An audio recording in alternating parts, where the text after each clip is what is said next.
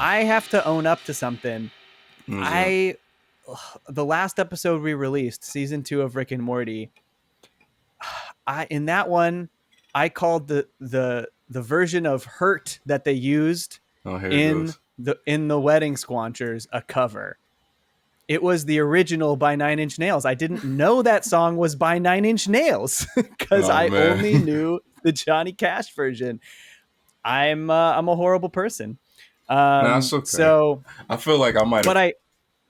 Did I co-sign that? I don't know anything about it, but it it sounds like seems something I would like co-sign. it felt like everyone coasted on it because I definitely didn't pick up on that while we were talking I don't about believe it. you. that is the original. That's interesting. Oh, you didn't know that was the original?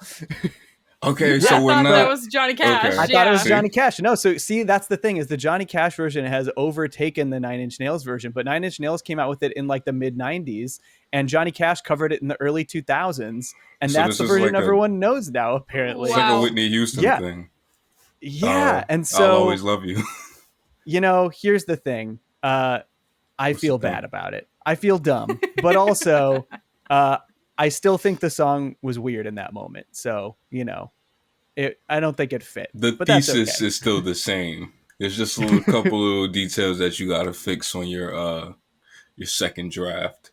Do you guys remember the Logan trailer for X-Men's movie Logan? Vaguely. Yes. The first trailer for that movie was just set to Johnny Cash's Hurt. And I swear that trailer deserves an Academy Award. It's so good. It's so good.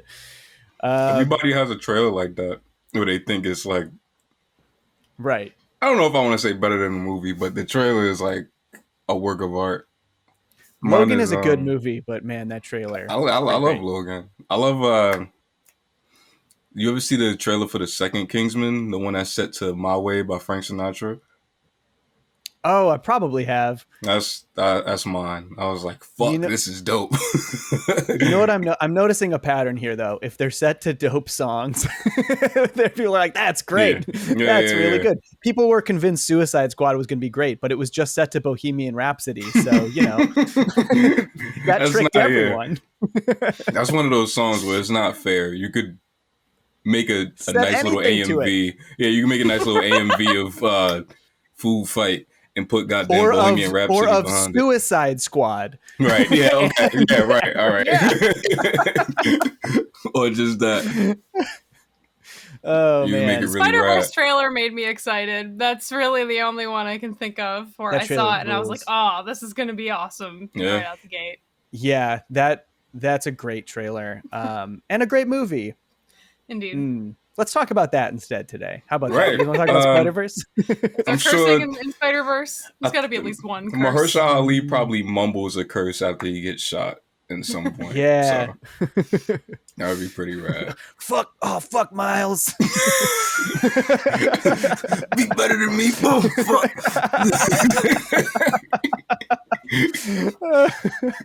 All right, well, let's just play the theme song. That's a pretty good start. Theme song. I've been watching them for years, it's always been something that fit with all the animated characters that's doing their own bits. With a fry who's in the future and a family guy that sucks. With a father from a Hillenburger family runs about the show and Spies is the same guy except he totally say and diverse. Let's watch cartoons that curse. Yeah, that's bananas. That's rough.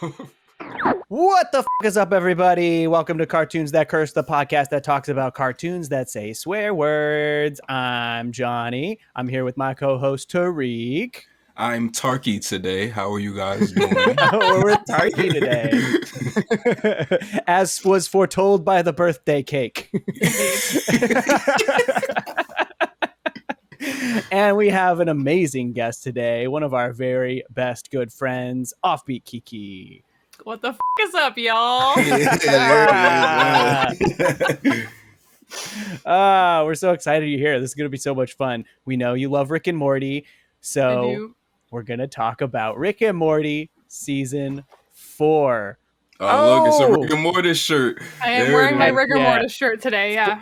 For the people listening at home, Keeks just showed us their Rick and Morty shirt. Right. And I have been saying rigor mortis for the past 4 days instead of Rick and Morty, and it's gotten to the point where I can't stop, and that's all I'm saying. That's what the show is called. Yeah, you just keep texting me rigor mortis. I'm like, what are you talking don't about?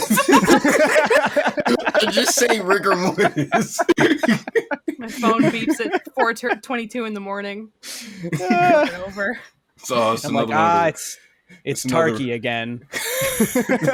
Tarky and this damn rigor mortis. I don't know what's wrong with him. Oh man. All right. Well, season 4 of Rick and Morty, I think started airing in 2019, right? It started in 2019. That sounds right. And then finished in 2020. Because they had that promotion that was like the other 4 or some shit like that, right? Yeah, they did 5 and 5. I think it was the last 5 or whatever. So let me confirm that. Yes, at the end of 2019, the first 5 aired, ending in December, and then in May they aired the final 5 episodes of season 4. And you know, a lot of people were really upset that they were taking another hiatus because it took a year and a half to put out the first 5, and they're like, we just got it back. Yeah. But you know, beggars can't be choosers, I guess. So it seems like they're on a better schedule now. We've waited about, by the time season 5 comes out, which is June 20th, 2021, we'll have waited about a year and a month since the final episode of season 4. I'm okay with that schedule. A year and a month between seasons sounds great to me. Yeah, pretty short in comparison to some pretty things. Short in comparison. I just got spoiled by other shows that put out more episodes in a timely manner. Right. But, you know, that's okay. It's part of the charm of Rick and Morty. They're real being slow. late. Okay. Yeah, it's part of their thing. So let's talk about 401 Edge of Tomorty, Rick Die. Wait, I think I wrote this wrong. It's Rick Die Rick Pete, isn't it? I think I wrote Rick Die Repeat. My notes also say repeat. It's Rick Pete. Why does mine say Rick Pass? Rick Pass. Rick Die Rick Pass. Okay, so this episode is basically this is an interesting one. So basically Morty uses a like future sight crystal to make sure that he lives his life in a way that will allow him to die of old age at Jessica's side, which is a very pathetic Morty thing to do. But fun premise. I especially like because this one is very much like right off the bat. They're like, oh, season 4 Morty, he's going to defy the fuck out of what Rick wants. Like he is going to just do his own thing. Even if Rick's literally like nagging in his ear the whole episode. What did y'all think about Edge of Tomorty? Tariq, why don't you go first? Edge of Tomorty, Rick Die Rick Pete. So this is one of the ones that I remember when it aired. I think the first thing I really liked about this was that I really liked I like the concept of the death crystal, and I like how they execute it. I like how like Rick uses it to notice like, oh, they're about to shoot me and all of that type of shit. Like this one does a lot of stuff that I really like and that I think is clever. All the holograms and stuff like that. I like holophobic. That's pretty good. I wrote that down too. Yeah. I like all of that. That was actually a thing in general, that just giving the holographic Rick that quirk where he was just like all about holographic people's rights and like not using any stereotypes against holographic people. You know, that was a really funny quirk to give him. And I think that added a lot to that subplot. Keeks, I love Holorick protesting too. The scene where Morty's like walking through school and there's like 8 Holoricks. Yeah. That was awesome. I think this episode makes me laugh a lot. I have a lot of quotes that I wrote down. But one of my favorite parts, I find it very darkly hilarious that like all the other timelines are fucking fascist. Like Rick just he's in there. He's like, when did this shit become the default? And I don't know. Just like waking up in like the fascist Teddy world and then just instantly killing himself to get out of it. And the wasps like practice empathy so they're not fascist, but then they like eat Morty's teacher alive. Right. I just find that whole thing really funny. Yeah, that scene was brutal when they're just eating Goldenfold and he like Goldenfold like gives birth to little maggots and they eat them too. It's so gross. One thing that made me laugh really hard, this was just a really small like visual gag in the first fascist reality I think so in the garage of all of the Rick's garages, there's a thing on the shelf, there's a box that says time travel stuff, and that's like an in-joke for the writers. It's like, oh, time travel stuff is on the shelf, we're not going to do time travel stuff. And in the fascist one, it just says fascist time travel stuff. They just that little bit. They're just really leaning into it. This episode also had some like really cool animated sequences. The gooey, like blobby stuff at the end when Morty just becomes the big like monster cocoon thing. That was really cool. I thought there was some really cool stuff there.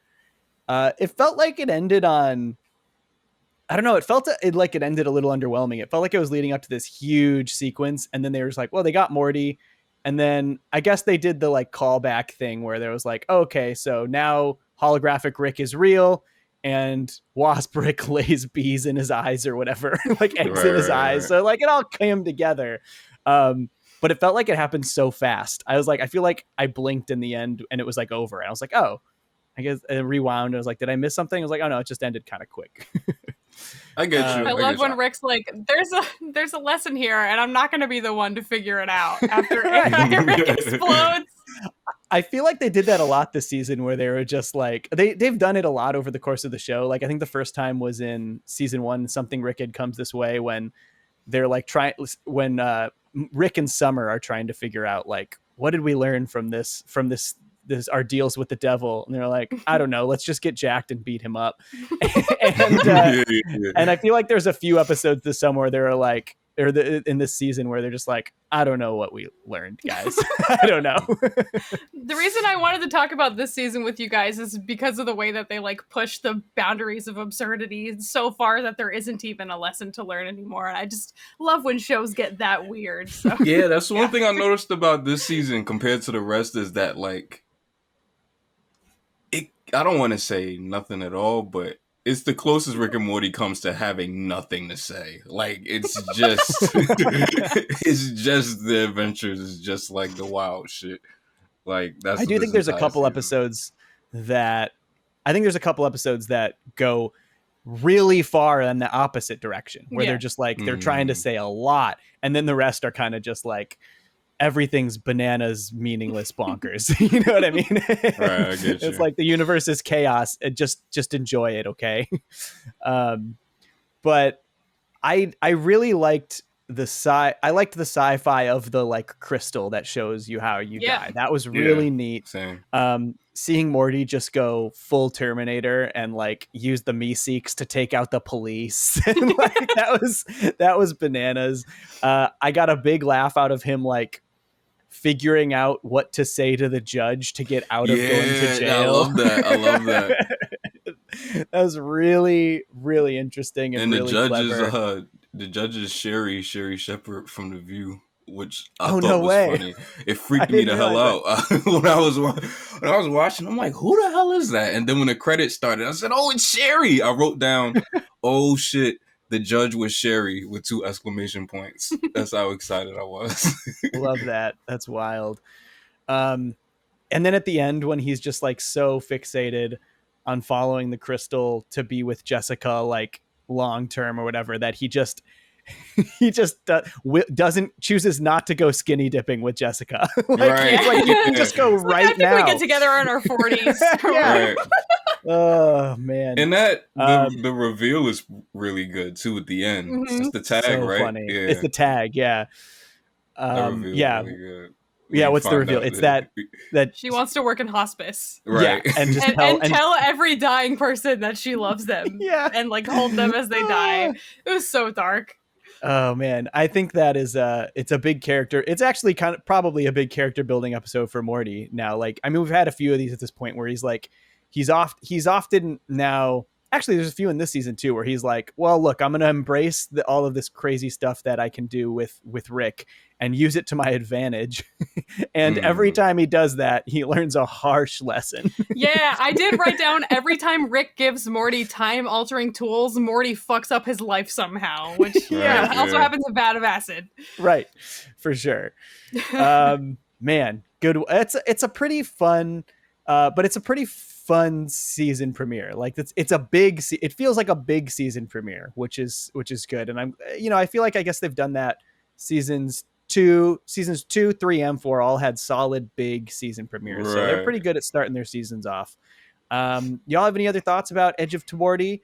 Rick Die, Rick Pete? 2 things. The quote, "This is my house, Rick. I'll eat any ass I want," from Jerry. And then Rick just goes, "Gross." That's really good, Jerry. Stand up for what you believe in. He's always saying shit that he thinks like hits really hard, and then you're just like, Jerry, you're a fucking idiot. Stand up for what you believe in, Jerry. And then I'm really glad at the end of the episode they did the 100 years Rick and Morty thing, because I just love that bit. And then Summer comes in. And then Summer comes in and goofs on them, and then they isolate her audio, and she's just dogging on them. You ruined the season 4 premiere. I like that. Great. Yeah, I like that Morty joins in this time. I wrote that down too, that he joins into the speech.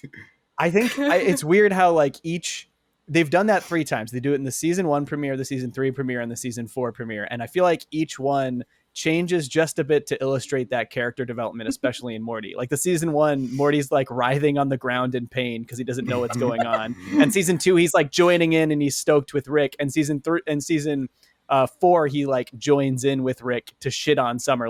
Even in just those moments, you can see the character evolution of Morty over the course of 4 seasons, which is pretty interesting. Good stuff. Tricky, got any more about this one? It references a Pixar movie I've never seen. There's a Coco joke. Coco. There's a Coco joke. Yeah. Oh, yeah. Tariq, you got to see Coco. Coco's really good. Yeah, no. It's really good.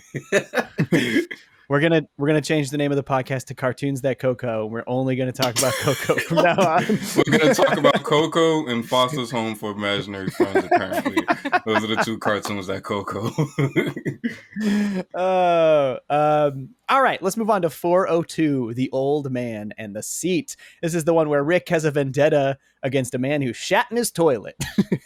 And developing an app is the subplot. That's right. Where I think that's a really funny subplot. I think, and it's weird because that is both the B and C plot, because the B plot is Rick and Morty dealing with the aftermath, it's Jerry and Morty dealing with the aftermath of Jerry helping this alien develop the app, and then it's Beth trying to stop Summer from using the app to find all of her soulmates. Right, yeah. I actually kind of like the meta commentary on app-based dating culture. I know it's taken to an exaggeration where it's oh, if we're just constantly swiping to find our soulmates, but it is I do feel like there's a thing about app-based dating where it's it feels like window shopping. People feel like they're window shopping and they're just what's in the next window? They're always looking for the next window. You know what I mean? And I don't know if it's healthy for brains. It is a little bit dehumanizing to just, treat people like something you can just swipe away. Totally. Yeah. And I guess they just take that to the extreme where they're like, well, everyone you match with is a soulmate who you need to go try and explore a relationship with now. Yeah. And then you can move on. I really like the Rick plot of this one though. I do too. This one, what I love about it is this is how Rick has relationships. Rick can't do friendships. So this antagonistic rivalry with this guy, this is the closest he can get to a relationship with someone. And that's why at the end he is so distraught over the fact that this guy died, because it wasn't, he didn't like him and he was shitting on him and trying to pull one over on him the whole time. But he put a lot of meaning into doing that. And he was, and he felt, and he was lost when he couldn't reciprocate when it wasn't reciprocated, when he couldn't like feel that afterwards. Yeah. I think this episode actually tells us a lot about Rick, just quietly. Like, he has a gallery of people that he didn't want to kill that he just keeps in suspended animation. It's a lot of people, yeah. And his just sitting on the toilet being yelled at by all the holograms of himself. Like, his asshole tendencies really came back to bite him in the end. And I don't know. I like when the show just, like, makes Rick miserable to, like, make us feel something. Even though that's kind of dark. Okay, so I watched these episodes a while ago, so I forgot what some of my notes meant. And while Keeks was talking, I realized what one of them meant because I wrote down "heaven is shitty," and I didn't know what I was talking about. But now I know what I was talking because it literally was poop. I should stop taking notes like that because I didn't even know what I was talking about. When I was watching, I had to write down some context for my notes because I knew I'd just forget otherwise. Because there are, like, so many... Like, I wrote down, what did life take from Rick? And, like, I can kind of guess what I meant, but... Right. Yeah.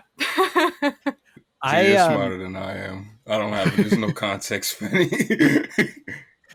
I think that... I actually feel like the thing at the end where Rick sits on the toilet and all of, like, the holograms of himself start to ridicule him is even, like, more interesting because he knew that was going to happen. He set up that trap. He chose to sit down and just wallow in himself, shitting all over himself. Like, he knew exactly what was going to happen and he felt like he deserved it. And I think he did it just to, like, hope to feel something because he was like, or maybe to distract from, like, the fact that he's feeling more than he wants to feel about this guy who he was a perceived enemy of him, you know, a guy who shat in his toilet, who didn't deserve his friendship. But I always really liked this episode, especially because I think this is an instance of them, even though this season and last season go a long way to make it feel like Rick is just invulnerable.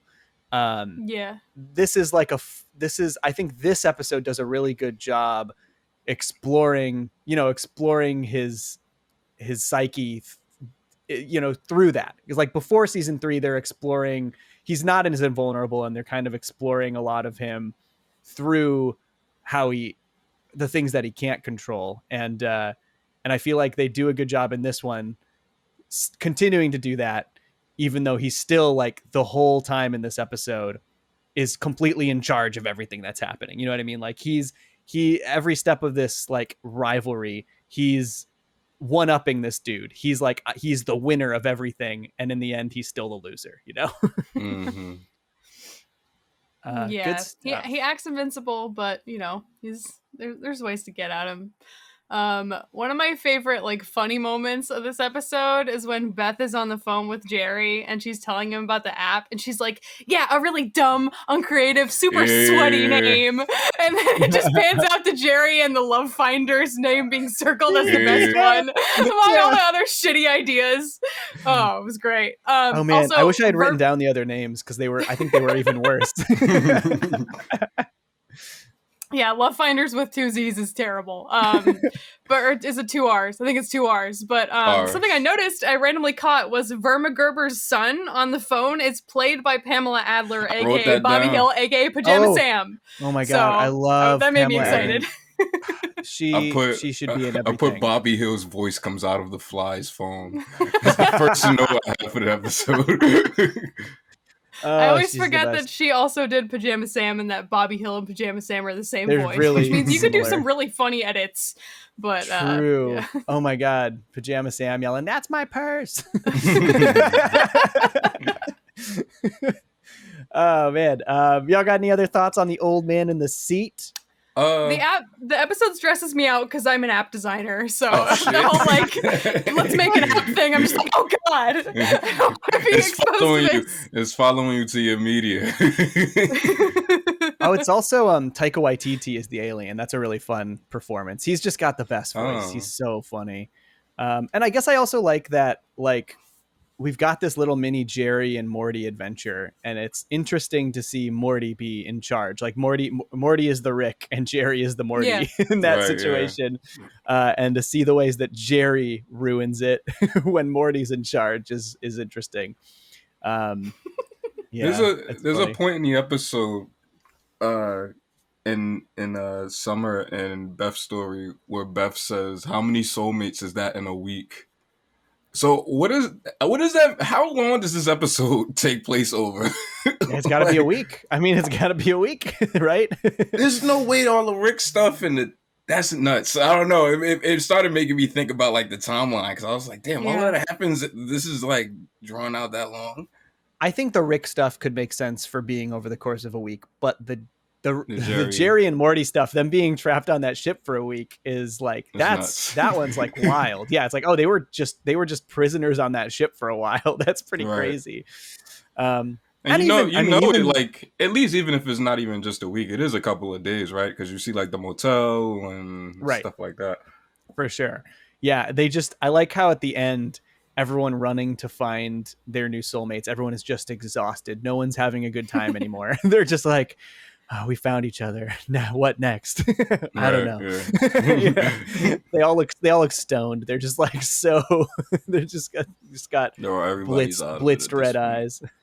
That reminds me of why I wrote down this note that says, I never know when to like Beth and Jerry together, because now I remember it's because they're like, no, I didn't go on the apps, and then they like hug each other or whatever, but they're like such a weird couple to like watch in any episode, because part of me like really wants them to be okay and like get along and be like, you know, like be on good terms with each other, but part of me also thinks they're like really unhealthy for each other and, you know, like very intentionally written that way. So it's hard for me to tell whether or not I like Beth and Jerry together. Yeah, I don't know what the show tries to say about them, because like sometimes there will be instances where you're like, okay, yeah, Jerry is literally dragging Beth down, right?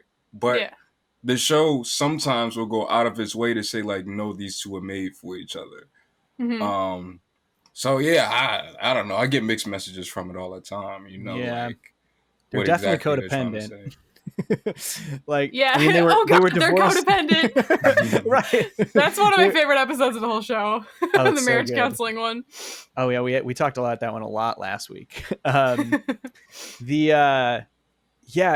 also loved and also like Beth specifically chose to give up her match with Ted Danson. Which is pretty funny. And then I love the tag where Jerry's like dream of his like absolute bliss is being a water delivery man who brings people water. That is the lowest bar. I know. Oh man, he's a simple man. I hope I'm not going to make any water delivery men listeners mad. Though. Oh, it's a noble profession. The 1-star review is already there on Apple Music. Like it's happening. Oh man, I'm sorry, Arrowhead water delivery people. It's all right. All right, let's move on to 403.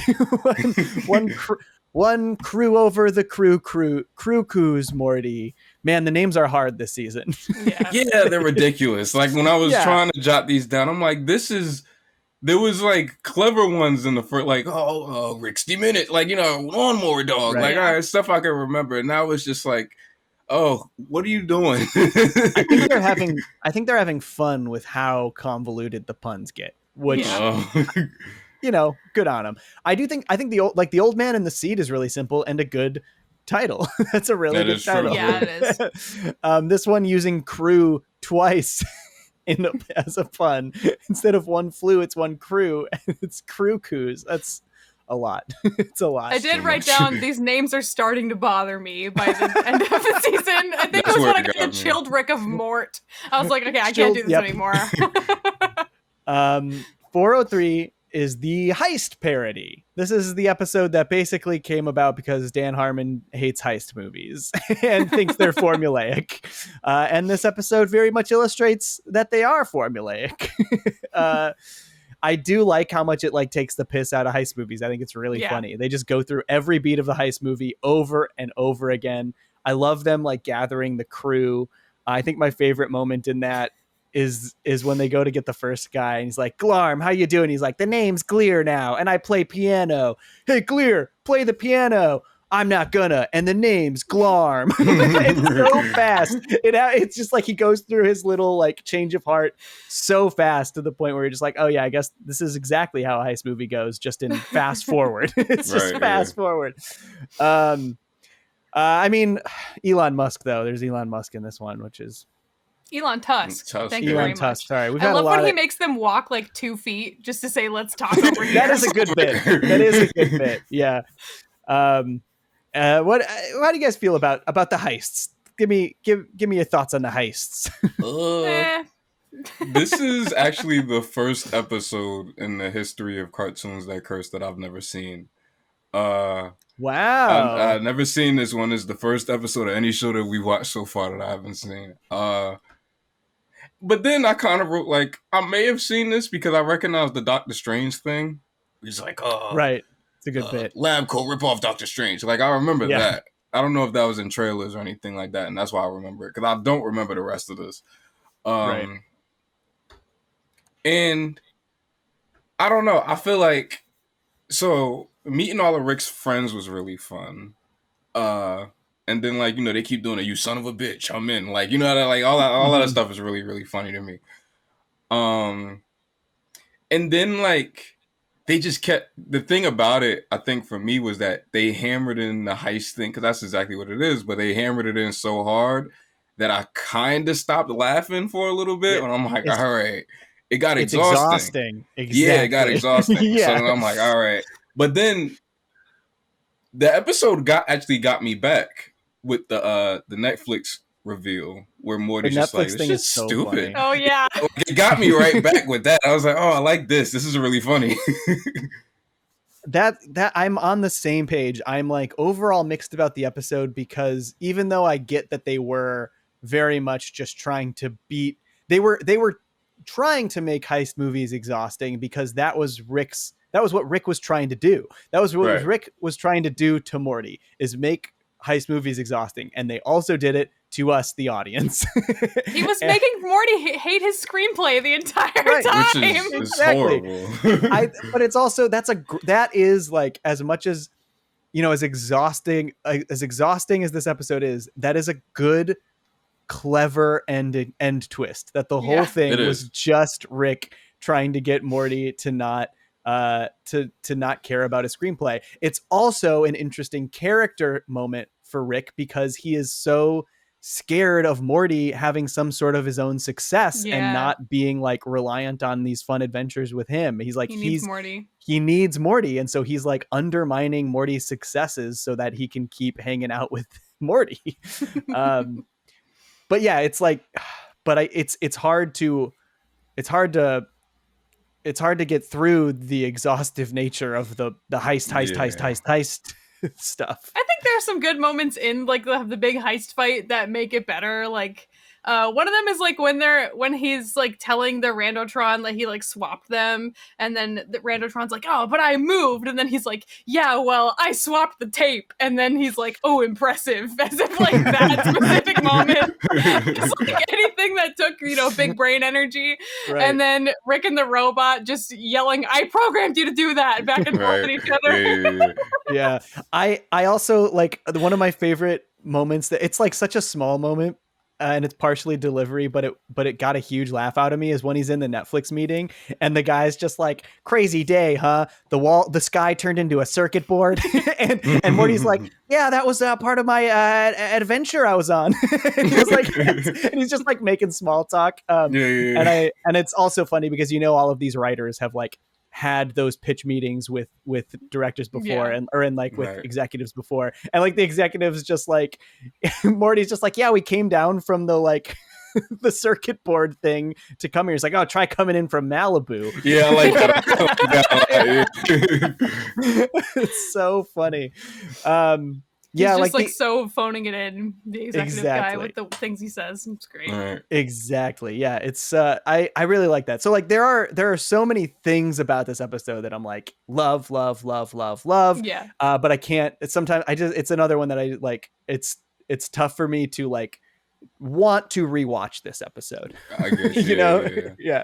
It does another thing that I really like. It's another quote that I really like where Rick says that he programmed the other thing based on pretending to like David Lynch films to shut his friends up. That's like such a funny film kid thing. Like, it's like, hey, all right, shut up. That's yeah, so still specific. So funny. It's true. And that's the exact director who that happens for. That's exactly right. That's really funny. I have two quotes written down for this episode. The first one is, if Morty ever gives up on a single dream, it better be because of his disillusionment, from Beth. Yeah. She's like yelling at Rick. I love that. And then maybe my favorite quote from Rick and Morty ever, your boos mean nothing. I've seen what makes you cheer, which I think I'm going to tattoo across my forehead sometime soon. Yeah, that's totally It's fair. so good. I was watching it with my husband and we just paused the episode to laugh for a minute because I love that so much. It's so good. And it's like, honestly, just, I mean, unfortunately, it's also a line that can just get used by anyone. Yeah. Who's like, you know what I mean? True. But it is very much how I feel a lot.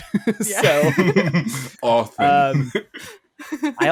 This also has like Return of Mr. Poopy Butthole in kind of an underwhelming way.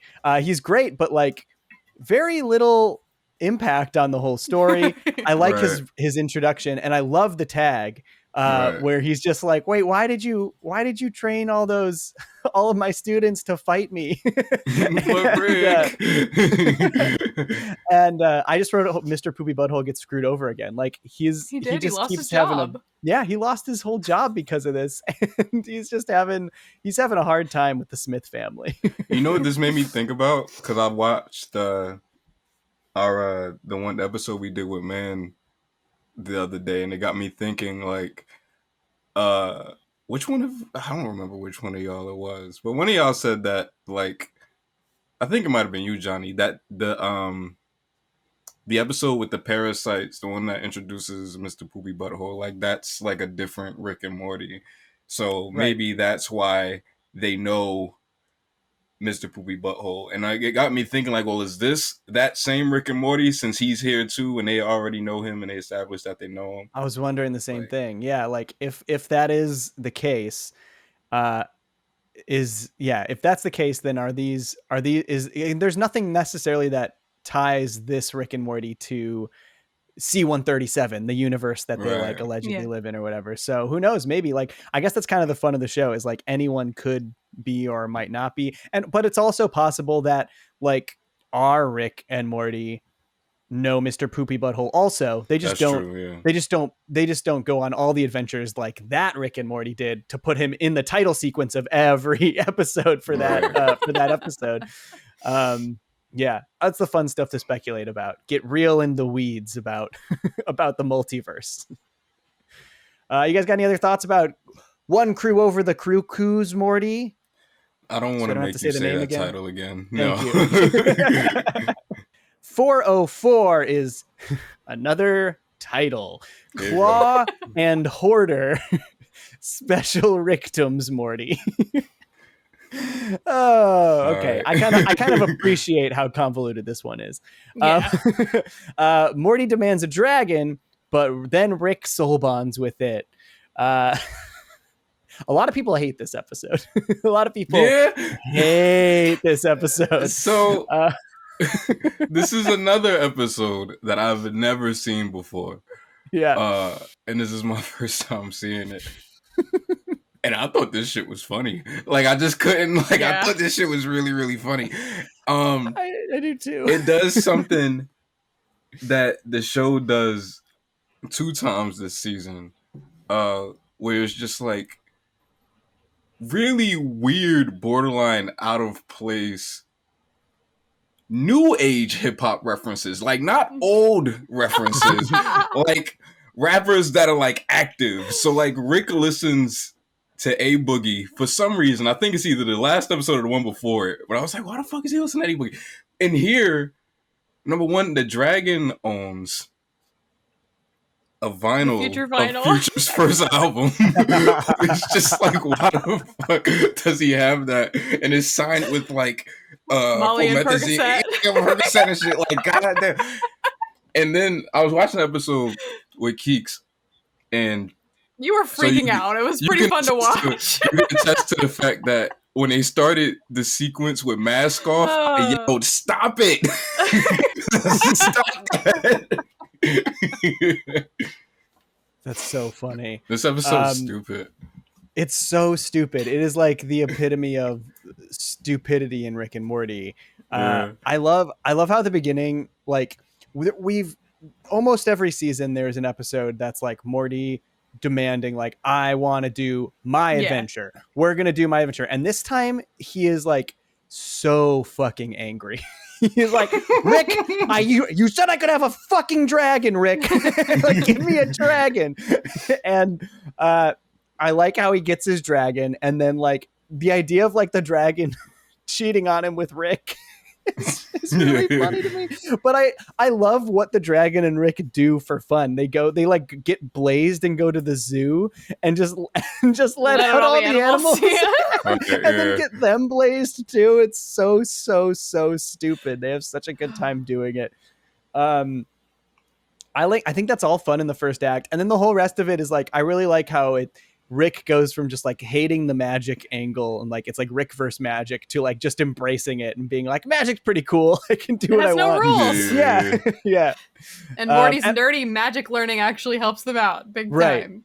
And I feel like the Rick growing okay with magic is like also sort of a meta writer's joke where like the writer's like, this is a sci-fi Joe, we can't do magic. And then the more magic they get, and like, I guess it's fun because there's no rules, we can do magic, which is pretty funny.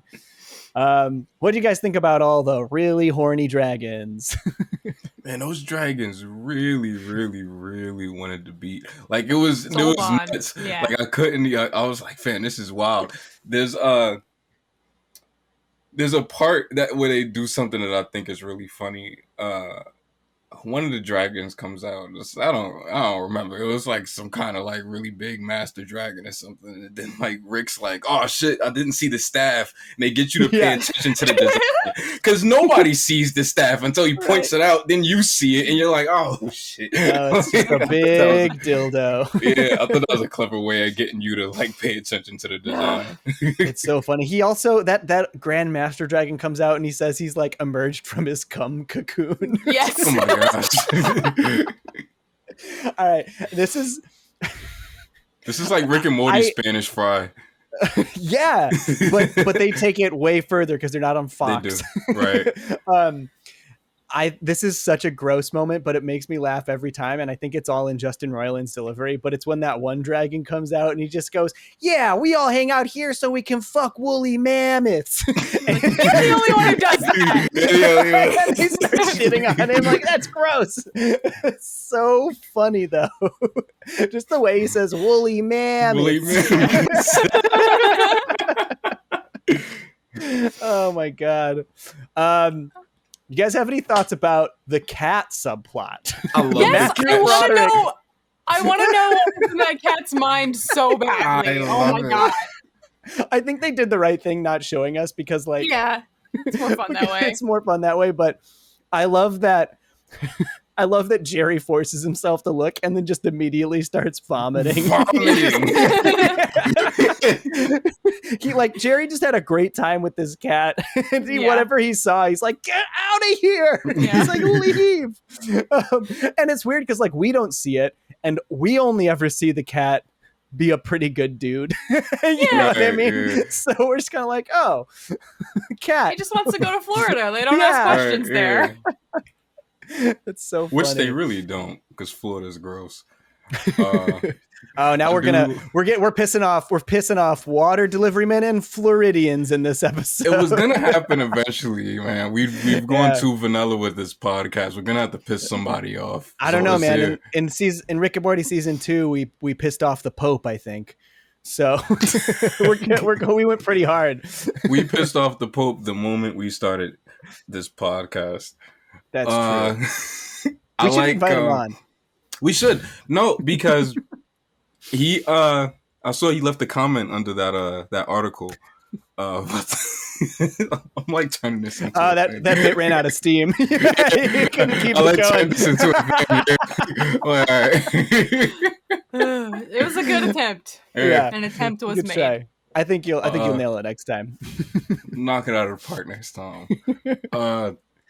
I do think that it's really nice of Rick to mind blow the stuff out of Jerry's mind, but keep it in his. I thought that was nice. Someone's got to remember it. That's another like small thing that's like pretty character representative of Rick, like showing us some of the stuff that Rick does that is to a degree pretty selfless, you know. Given how seemingly horrendous whatever was in that memory was.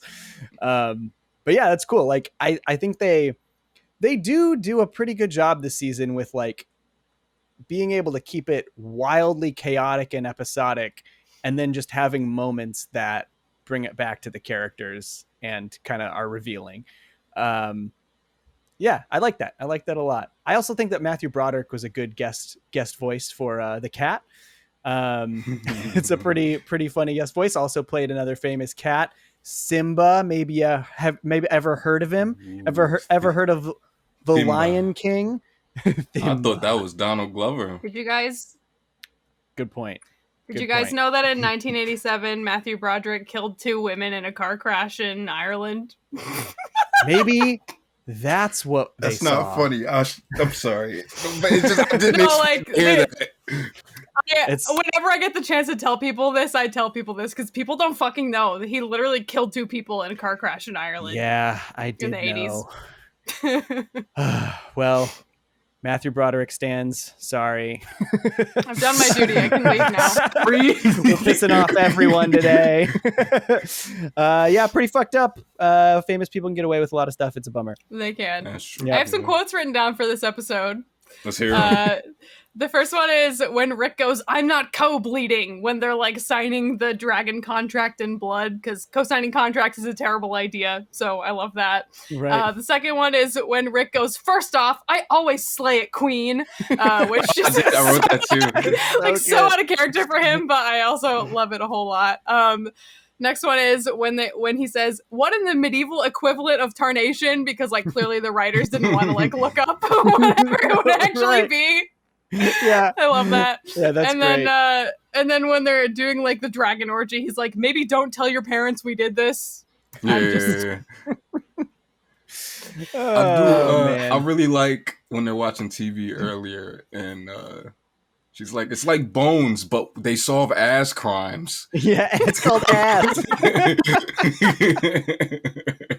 I love one of my favorite like tiny subgenres of jokes are Bones jokes, because there's all of my favorite, like so many of my favorite cartoons have funny Bones jokes. Like this one has the ass show, which is just Bones. And then one of my favorites is in BoJack when Mr. Peanut Butter really wants to watch Bones because it's called Bones and he's a dog, and Diane's like, "I don't think that shows what you think it's about." and he's watching the show and all the dialogue is just like really contrived stuff about bones. It's just like, "We got to find these bones, quick, to the Bones Mobile." And the funniest part about the BoJack one is that I'm pretty sure they got Emily Deschanel to voice her character just for the voiceover of the show. That's really funny. Really That's awesome. Oh man. Anyways, cartoon writers, if you're listening to this podcast, more Bones jokes, please. More Bones. Keep up the Bones jokes. I appreciate them. You guys got any other thoughts about this one before we move on to 405? I think we talked about everything I wrote down. Yeah, likewise. Yeah. All right, 405. Rattlestar Rick Lactica. This is the one where Morty gets bit by a space snake and basically accidentally causes a snake Terminator situation. Yeah, lots of snakes in this one. Lots of snakes. This one's got a lot of snakes, and there are snakes Yep, lots of snakes. I do like Snake Jazz. I think Snake Jazz is funny. I wrote Snake Jazz down. I'll rip the Band-Aid off. I don't think that the snake stuff is as funny as a concept as they think it is. I agree. Because I got worn out really quick. I think it's a funny concept. I just think it's not one that has legs. You know what I mean? Like, it can't go as far as they took it. I'll let you say, I'll let you do that. All right. I'll let you do it. I'll let you do it.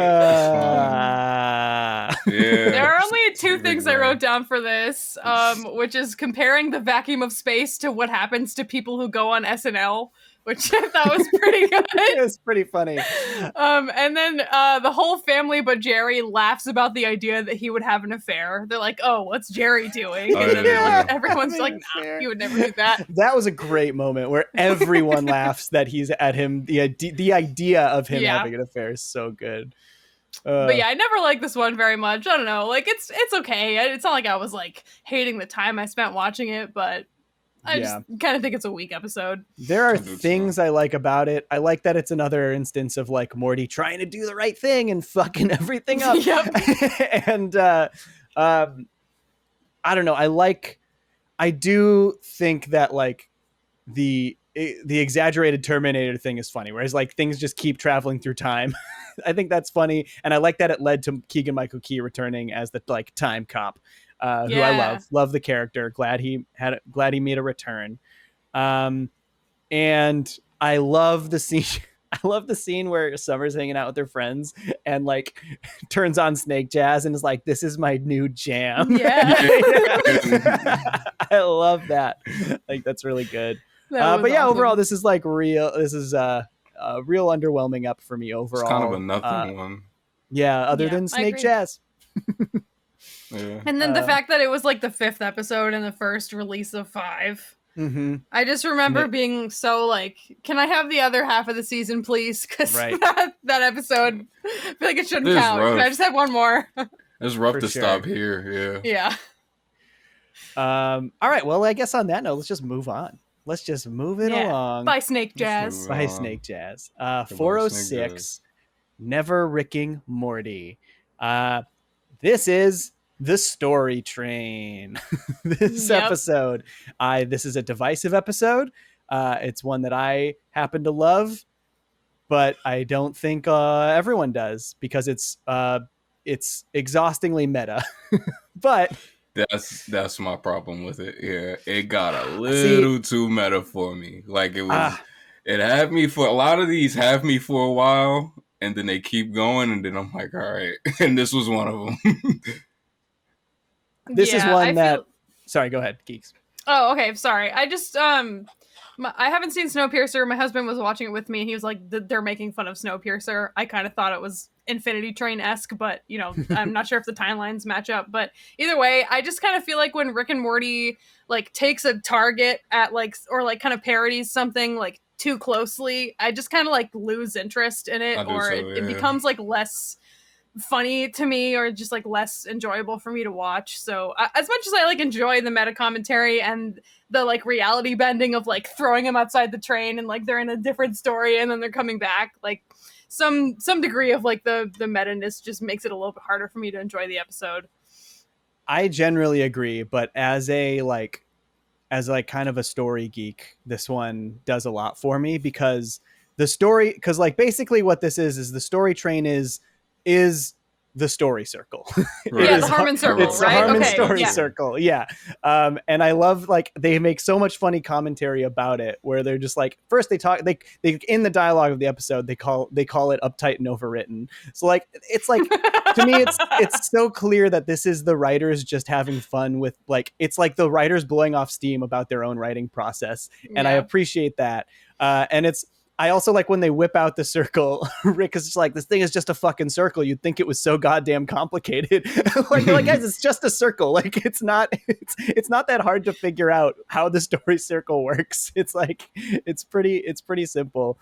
I also like that it's able to poke fun at themselves and poke fun at the audience, because this also then has a lot to say about audience expectations out of the show. And they're able to bring those things up within this episode and also be like, the more times you bring these things up, the less likely we're going to do them, y'all. like there's a part where they're showing all the possible realities.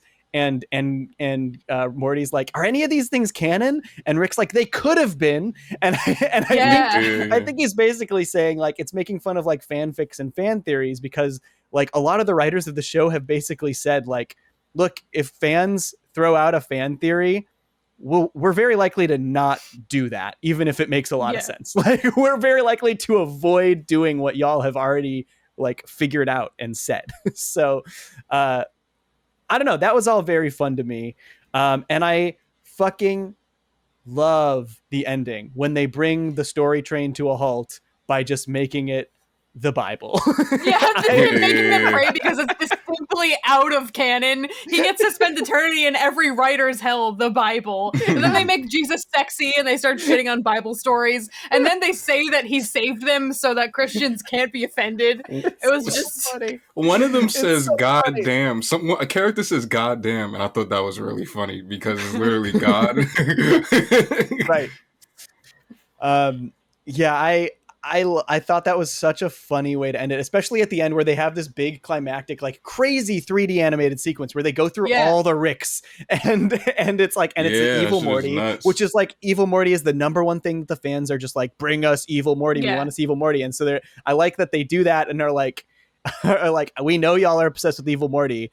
We're going to like pretend we're giving you what you want. Like, this is what you're obsessed with.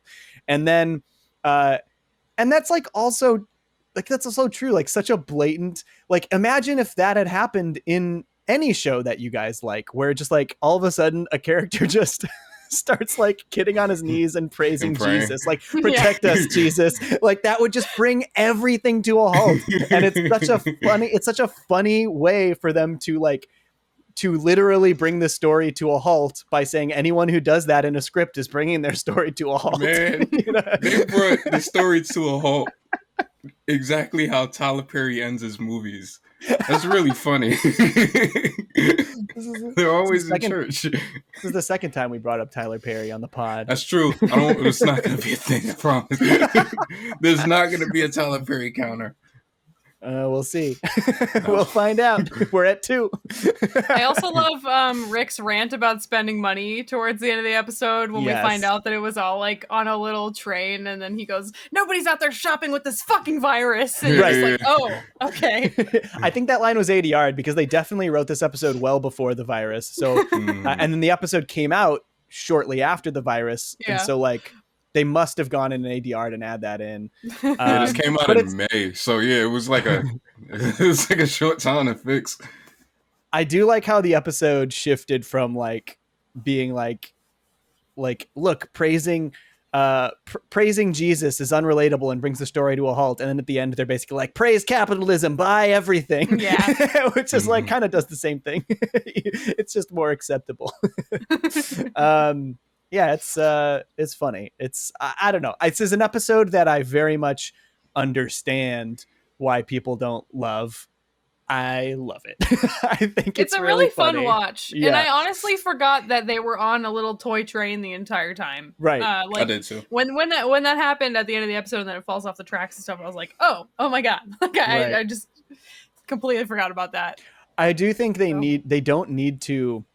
Now, this is like every season when they do their interdimensional cable replacement, they always have to make a point to be like, to mention interdimensional cable in that episode. I'm like, you don't need to do that anymore. We get it. Like, you don't need to say, all right, let's just watch interdimensional cable now. Like, we know, we get it. We don't have to do that every episode. But yeah, do you guys have any and then the tag is just a commercial to buy the story train, which is pretty funny. Right, yeah. And honestly, if I could, I might. It looks like a cool toy. It does. You guys got any other thoughts, or should we move on? Let's keep it moving. Keep it moving. We're at 407. Pro Mortius. Which honestly, it's so funny because until I watched it this time, I didn't even realize that this was supposed to be a pun for Prometheus, which is a movie I actually really like. and I was like, oh, this is just Not a very good pun. That's the problem. I didn't write down an episode description for this, but if I'm not mistaken, it's the episode where they like. This is basically his episode. It's like a commentary on what if, like, the face huggers in Alien had thoughts and dreams, hopes and dreams, which is ambitious. It's a pretty ambitious storyline. I think the first line we have to acknowledge in this is when Rick says, "Everyone pretend podcasting isn't boring."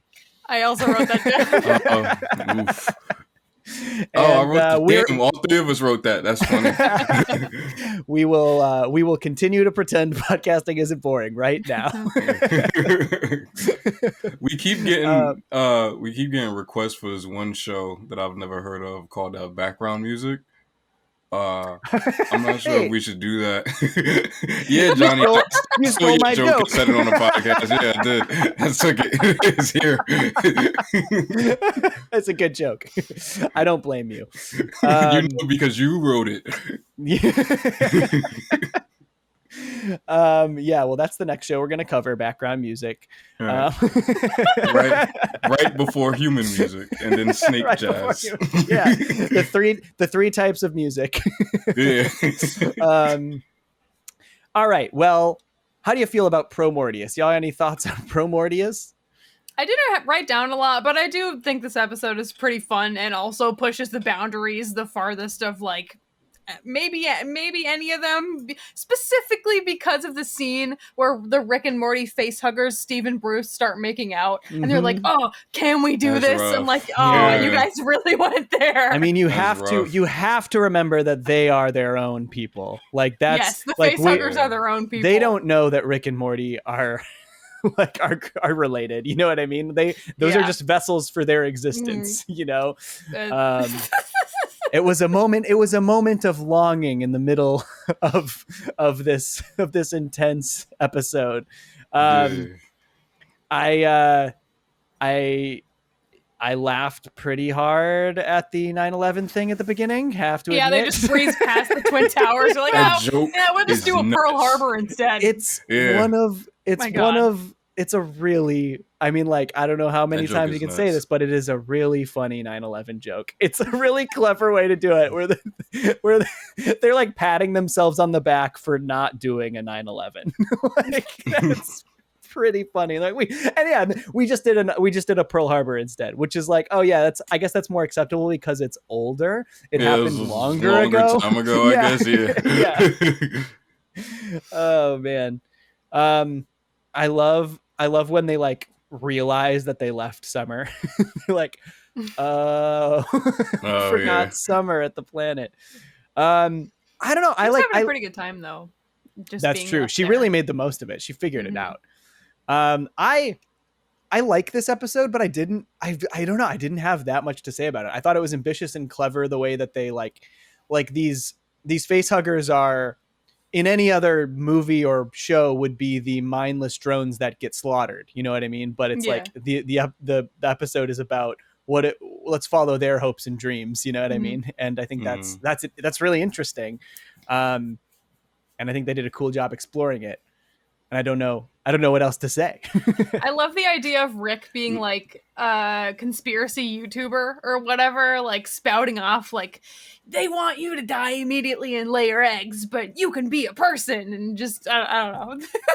It makes sense for Rick to be the conspiracy YouTuber guy, but that was good. I also love when he says, "I don't sequel, it's called Integrity," but didn't they do a second interdimensional cable? Yep. So haven't they done a sequel? Did. Yep, they definitely did. A sequel. And it's my least favorite season 2 episode, so you know.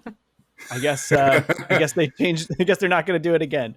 The only sequel I want them to do is I want Unity to come back. I know Unity will never come back, but I want her to come back.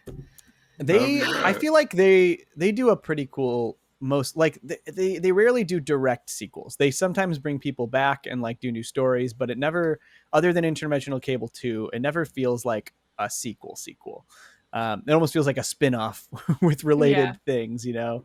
I want to see Unity again, and I want to see Morty's girlfriend again, which I guess we'll talk about that in the next one. I would actually also be down for another Morty's Mind Blowers. I think there's a lot of opportunity there, Morty's Mind Blowers is really fun, and it's like there's almost I don't know. I guess I like it a little more than Interdimensional Cable for sequel possibilities because there are infinite things you can do, and they're still potentially character building and like important to us understanding them. And I think that goes a long way.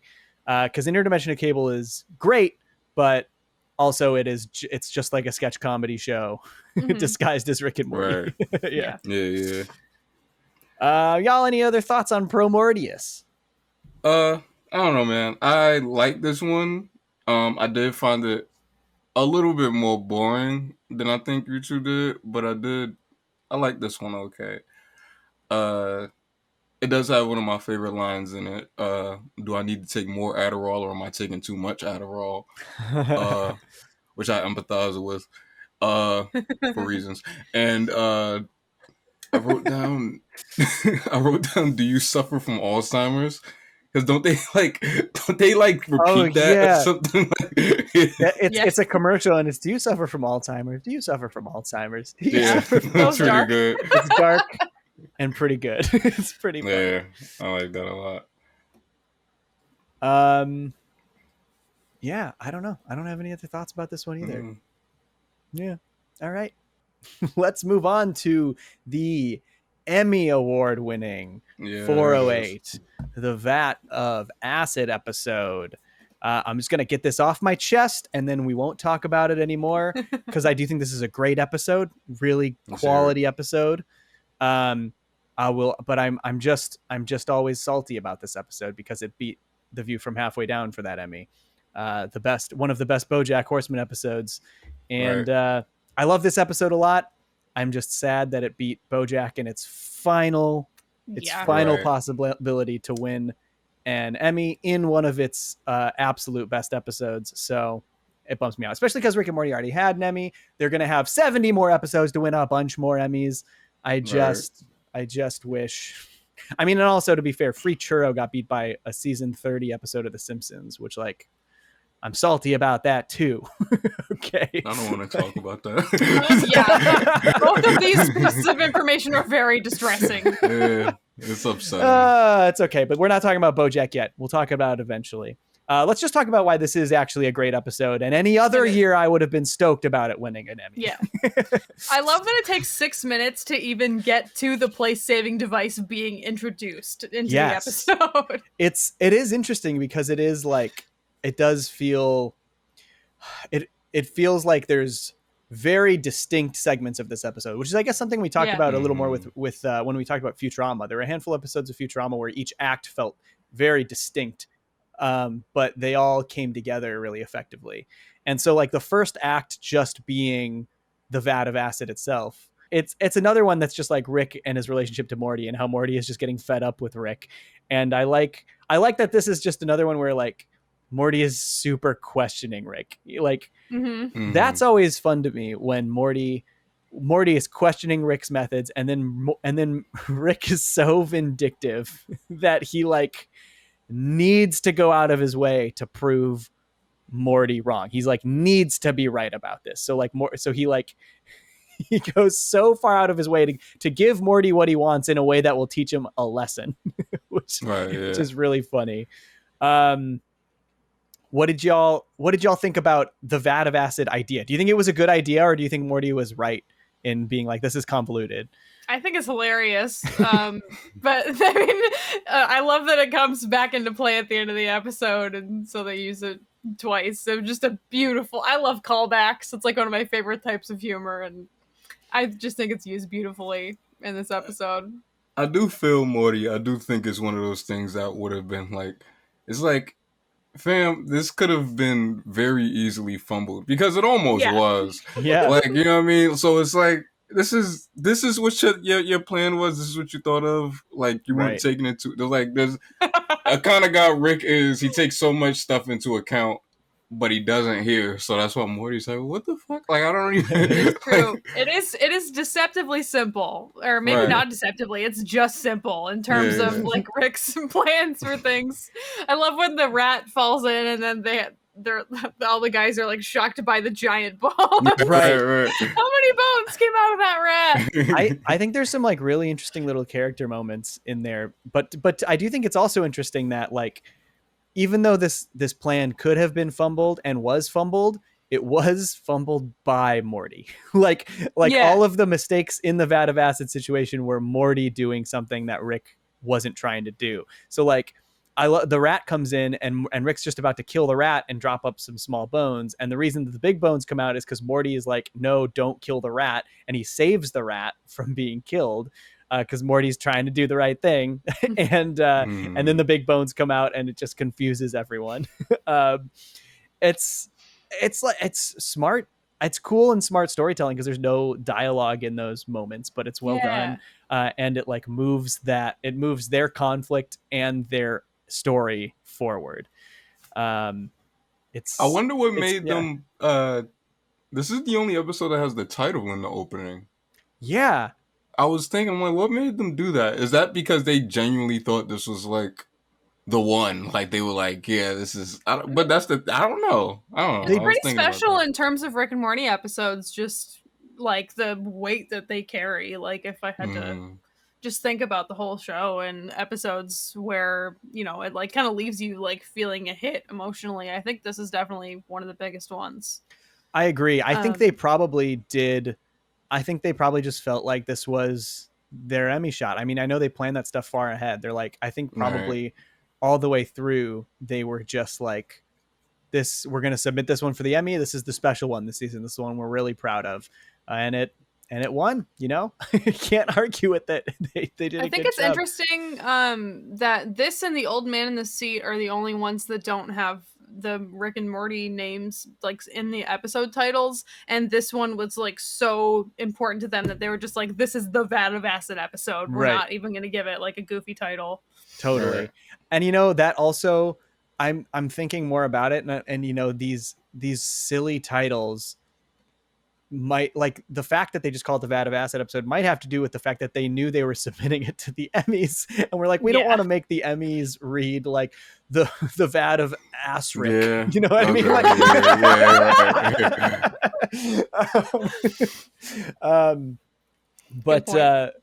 but it's a really interesting idea. And I also like, it's funny because like Vats of Acid are such an interesting movie thing. Like Vats of Acid are in movies and comics and like cartoons and TV shows so much.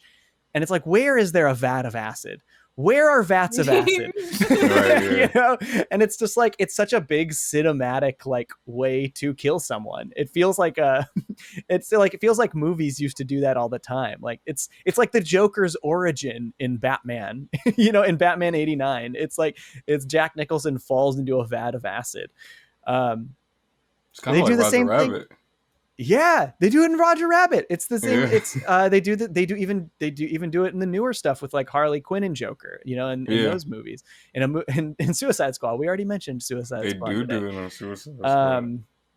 It's just weird. That's a weird trope / device that is very prevalent in media and not very prevalent in the world. Right. Interesting. And it's fun. They used it in a fun way here, obviously. Do you guys have any other thoughts about the specific acid sequence before we get to like the time stopping sequence or the time resetting? I love how all the like villain guys or the gangsters or whatever are like, they're so perplexed by the giant bones that they're like, I'm canceling my plans and calling my guy. I need to figure out what the hell's going on. Yeah, what did they say? We need to call my like a bone scientist specialist or something. Yeah. That was pretty funny. They do a little whatever happens before that. I wrote down that they do a King of the Hill joke kinda something about an English test, and he's like, "You speak English," which is something that Hank says to Bobby. Yeah. Yep, that's true. Bobby, you speak English. Like, what are they teaching you guys in school? That's funny. Yeah, it's rare. It's rare that we get a King of the Hill joke connection between these two, between Rick and Morty and King of the Hill. Okay, so let's talk about the time resetting button, which they call themselves out for it, was on Futurama in the series finale of Futurama. And meanwhile, but like most things in Rick and Morty, they just take it to a much larger level. They just go all out. They continue on and on in a crazy, crazy way. I think the whole sequence, no dialogue in the whole sequence. Yeah. Where Morty starts to use the button and then meets the girlfriend and then all of that stuff. I think that is such a well executed sequence. Yeah. Totally. It's brilliant and it's gorgeous. And I learned that apparently pretty much all owed to the director, because this episode came in like 5 minutes short. And the director pretty much conceived of like a lot of the extended sequences in the montage of him using the button.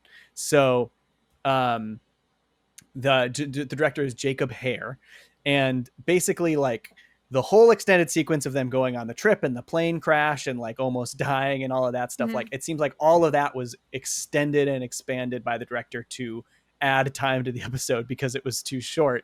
Wow. And I want to like point out not only how well that worked for that storyline, but how good the music direction is in that sequence. Yes, I was thinking that too. It's so smart because when he's messing with the button, they have that song that's like, it's in the way that you use it, and it's like funny and like corny, and he's just like using the thing a lot. And then as soon as he meets this girl, we don't even know her name, just Morty's girlfriend. Yeah. It does this really nice light music, like do do do do do do do. Reminds me of the Sims music a little bit, but in like a good way. I heard that. I definitely heard Sims. That music is so sweet, and it changes the tone so much, and you go through all these range of emotions with him and his girlfriend, and then once it gets to the dramatic stuff, it gets really intense, and then it swings back around when they get saved, and it gets really sweet again. And then the moment that Jerry clicks the reset button and sends Morty back, it's in the way that you use it is singing again, and it's like this tonal whiplash that is so effective because it hurts. That like the tonal whiplash of the music hurts as much as what just happened. You know what I mean? It's just like no, this is really happening. Yeah, it's so well done. I can't say enough about how good that sequence is. Like honestly, I think like that sequence to me is the MVP of the episode. It's so I agree. Totally. Yeah. It's kind of crazy. Like it's a fairly small like pocket of time, but the amount of like emotional manipulation that the show did to me, especially the first time I watched it, and I was like, oh my god, is Morty gonna have a girlfriend in the show now? Like that just it cuts so deep. Oh my god, dude. Like the first time I watched that, I couldn't believe it, and I was hurting for like a while. Like I thought about that episode for a while after I watched it. There are like some scenes in every season that really just like hurt, like when Rick tries to kill himself in one of the earlier seasons, but this one is like my personal favorite. Just I don't know, just because like Morty is always simping over Jessica or whatever, and like it seems forever like he's chasing after this girl that's like totally not a good fit for him, and like even though it's like not at all a romantic show, like part of me in the back of my head is I'm just a hopeless romantic, so I like wanted Morty to have a girlfriend at some point. And then he like meets a girl who's like perfect for him, and like we see all these perfect adventures, and they're like gonna book a flight together. Oh man, it was an emotional roller coaster. No, I agree, because I think one thing that I've done in watching all of these episodes is that like a lot of the time when they try to have these moments that are heavy on emotion, I always kind of question if it works just because of how the show carries itself, I guess. Like I always kind of go, well, does this work? Do they do the work to make this work tonally, or do they just kind of juxtapose you with a very serious moment after a bunch of really silly stuff? But here, I think if there's ever a time where they get it legitimately spot on, it's 1000% here, because it's everything you guys are saying is brilliantly executed. Like even just going back to what Johnny was saying about like the tonal shift in the music, it's just kind of like, damn, like, you know what I mean? Like there's a lot of attention to making sure that you feel that punch. And it's really, and then she really, pepper really sprays him. Yeah. She freaking pepper sprays him in the face. It hurts so bad. Yeah. Oh my god. And Morty has such a like.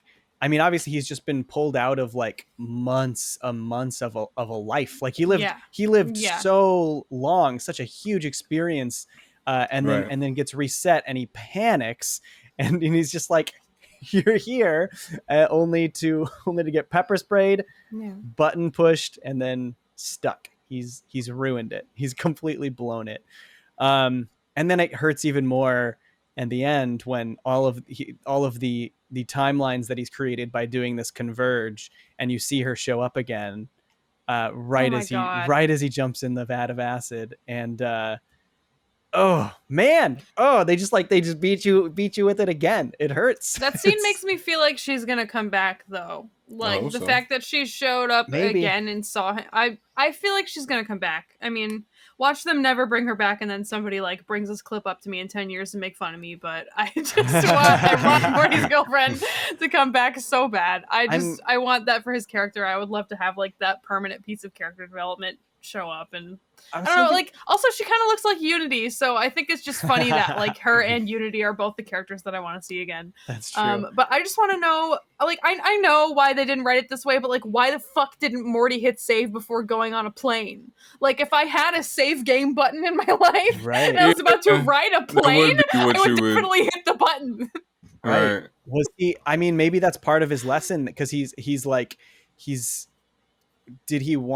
he still want to have that moment before he met her in case something happened? You know what I mean? That is interesting. Yeah.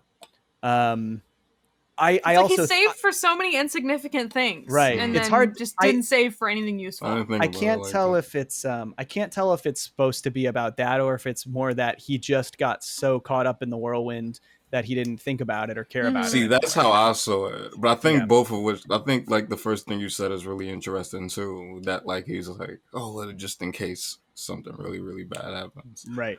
Yeah, I think that's really interesting. I mean, too. he caresses it before he puts it in his backpack before he leaves. Like he very much registers the button, decides not to press it, and then puts it in his bag. Right. Oh man, that is that's a good mystery. So I guess he didn't forget about it. I don't know. He didn't. Yeah, he definitely didn't forget about it entirely. Right. You know, but it's like, and I guess at the end when he applies his own lesson when he comes back to Rick, and he's just like, if we can't just keep we can't, I don't know, what did he say? He has some lesson about what he's learned over the course of his experience, and he's like, if you're constantly like worrying about going back, then you're never like really looking towards the future. Yeah. You're not present either. Yeah, exactly. Right. And it's a bummer. It hurts. It's painful, but there's some good jokes that come in afterwards, because when then there's the reveal that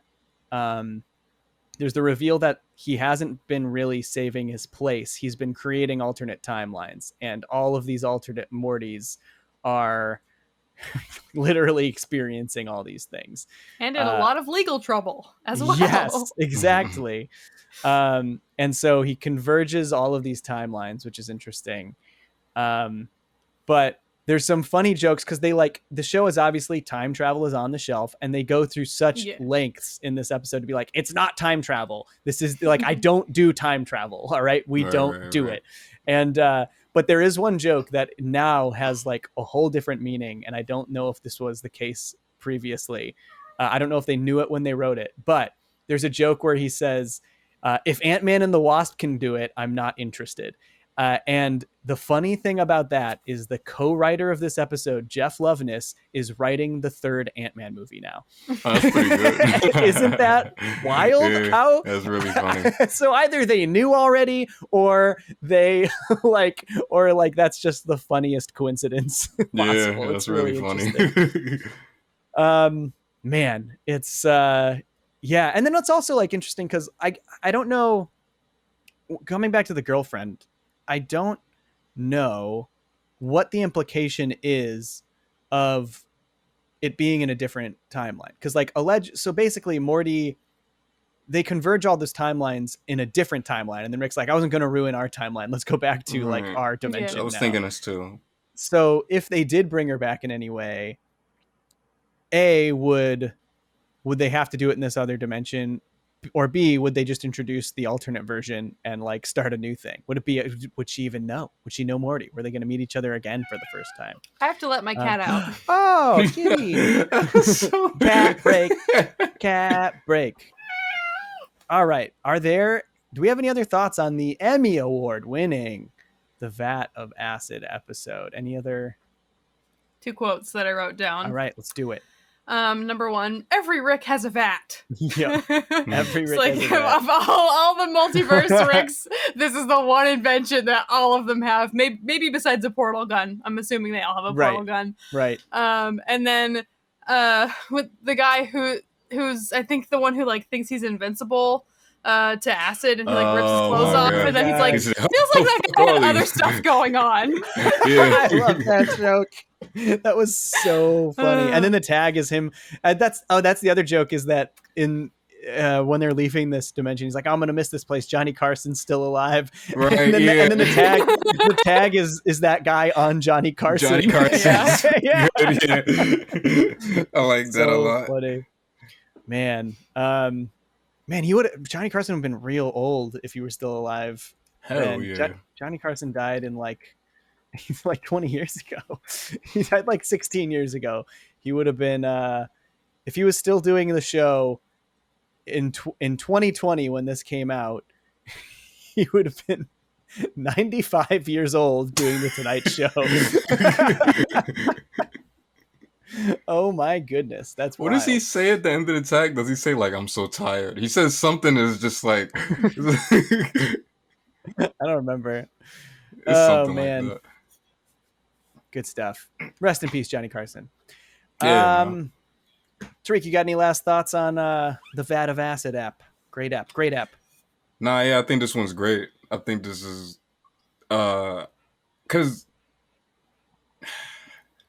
I love The View from Halfway Down, but I do think this is deserving of an award. Like, sure, I wouldn't say that I would give it the award above the episode or anything like that, but I do think it's deserving of an award. If it lost to anything, at least it lost to a great episode, and this is a really great episode of Rick and Morty. I agree. I'm definitely like, I mean, I feel like a lot of my salt stems from the fact that it was BoJack's final chance to win an Emmy, and it was such a like universally like praised and beloved, like incredible episode of BoJack Horseman. Like it was such a great episode. And the last, I will say, it hurts a little more that free churro lost to an episode of The Simpsons that I do not remember at all. And so that's a bummer to me. And I'm not even like a modern Simpsons hater, you know. I just don't know if any Simpsons season 30 episode deserved to beat free churro for an Emmy. Yeah, as a resident modern Simpsons apologist, no. You heard it here. Yeah. You heard it here.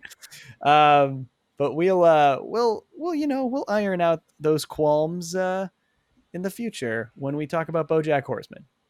And or when we talk about season 30 of The Simpsons. Yeah, and in turn season 30 of The Simpsons. Oh man. All right, well, let's move on to 409, Childrick of Mort. All I wrote down for the synopsis is Rick fucked a planet. That's what this episode's about. Again. Yeah, Rick's into really like big concepts. Like that's what he's real attracted to. So there are some things I like about this episode, but overall this was a little underwhelming to me. But there are some things that I really love, like I think Summer being so mean to Jerry is really funny. Summer is so mean to Jerry. I like arguably meaner than even Jerry deserves. Like, she's so mean to him. I also think it's funny that now Rick has basically fought God and the devil in this show. They're really going That's one thing I wrote down, is that Rick literally fights God, and it's only the 4th season of the show. Yep. So what the fuck? Like, why would you do this so early? Like, what's next now? Like, what is, I don't know. He did technically though, like lose, like he was losing that fight. And the only reason that he won is because Summer and Morty are idiots and they flew that UFO into his brain and killed him. Like high on rocket fuel or whatever the fuck. And they managed to literally kill God. That was another one of my favorite things in this episode is Summer inhaling what I think it was brake fluid, like UFO brake fluid, and she thinks that it's making her smart, like that it's giving her the understanding of how to operate the spaceship. And that's so funny. Like that seems to be a thing that they're continually hammering in, is that Summer just really likes to get high on stuff. I wrote that down too. Like she randomly started partying this season. Like they just started bringing it up more, and her eyes when she was high were fucking horrifying. Yeah, they did have one in the Pickle Rick episode last season. The whole reason one of the reasons they're at therapy is because she was getting high on ceramic embalming fluid or something. What like ceramic fuck? Yeah, okay, well so, I don't watch Pickle Rick very much, so there is there seems to be a through line of Summer liking to get real fucked up, which is pretty funny. And then Morty just thinking it's a video game control and not knowing how to do it is pretty good. Overall though, like I think I guess the highlight of this episode for me is like Rick and Beth doing father-daughter stuff. That's pretty good character stuff, but a little still like this episode it's a little underwhelming. Yeah, it's just a little underwhelming. This overall. is a lesser one for me. It really is. I like this one a lot. Really? Keith, talk about it. I don't know. I like the whole thing with like Jerry going down the unproductive tube and then teaching all these like ineffective clay people how to camp, and then creating this like proto army or whatever of like camping kids. I thought that whole thing was pretty entertaining. And then like because of like personal stuff, seeing like Rick and Beth interact and their like fractured relationship is always interesting to me. So like the Rick Beth stuff going on in this episode, like it hurts to see her like giggle and be excited to work with her dad and stuff. And then later you can like see her like sad watching her dad like claim the Clay kids as his own and like refusing to leave when like that definitely didn't happen for her, and it caused like a bunch of issues with her. So I'm like really interested in Beth's character and like all of her like trauma, and I feel like we haven't dug into that very much in the show, although we see like little glimpses of like, you know, like hers like struggling to pour a glass of wine and like, you know, like doesn't know if she wants to leave her family and stuff. But any time where we get to see like some Beth action, I'm always into it. I don't know, I just think this episode's pretty funny. I like the design of the clay people, and also like Beth and Jerry kind of like digging at each other when Beth is like, just admit you want to be needed, and Jerry comes back with like a dig about her relationship to her father and how you know the whole thing that got them there is like her being needed by her dad. That is a really good point. I like what you said about how that had to have been painful for her to see like Rick fight for these clay children or whatever, but he didn't do that for her. That is a really she doesn't really say point. Anything, but if you just watch Beth's face in those scenes, like she looks really upset. Right. That's a good point. That is really interesting. And they do have such a I mean, not great relationship. They have such a like a strange relationship because like you can tell Rick really cares about Beth, but he is like incapable of having a real relationship with her.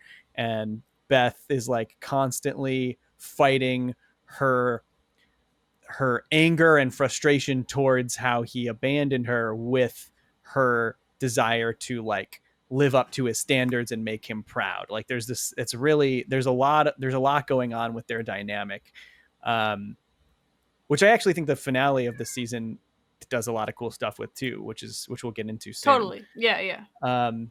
Yeah, that's a really good point. This is a pretty important episode on that level. Like it's them working together and doing something together and building something together, and it still in the end hurts her because of Rick's actions in the past and them not really adequately ever dealing with that. They really haven't. And like Jerry doesn't even really want, I mean, maybe at this point he's more okay with it, but like Jerry doesn't even really want Rick around in the first place. Like because I don't know. So just interesting to like see that play out. And I always like when I see like Beth kind of telling Rick to suck it, I guess, or just, you know, like calling him out on being a bad dad. Right. And then also, I love the quote, "What in the Disney Channel fuck is that?" from Rick. Which I feel like I would like to say sometimes. There's got to be a way to work that in there. Let's just start bringing that into our vernacular. It's a good term. Repertoire.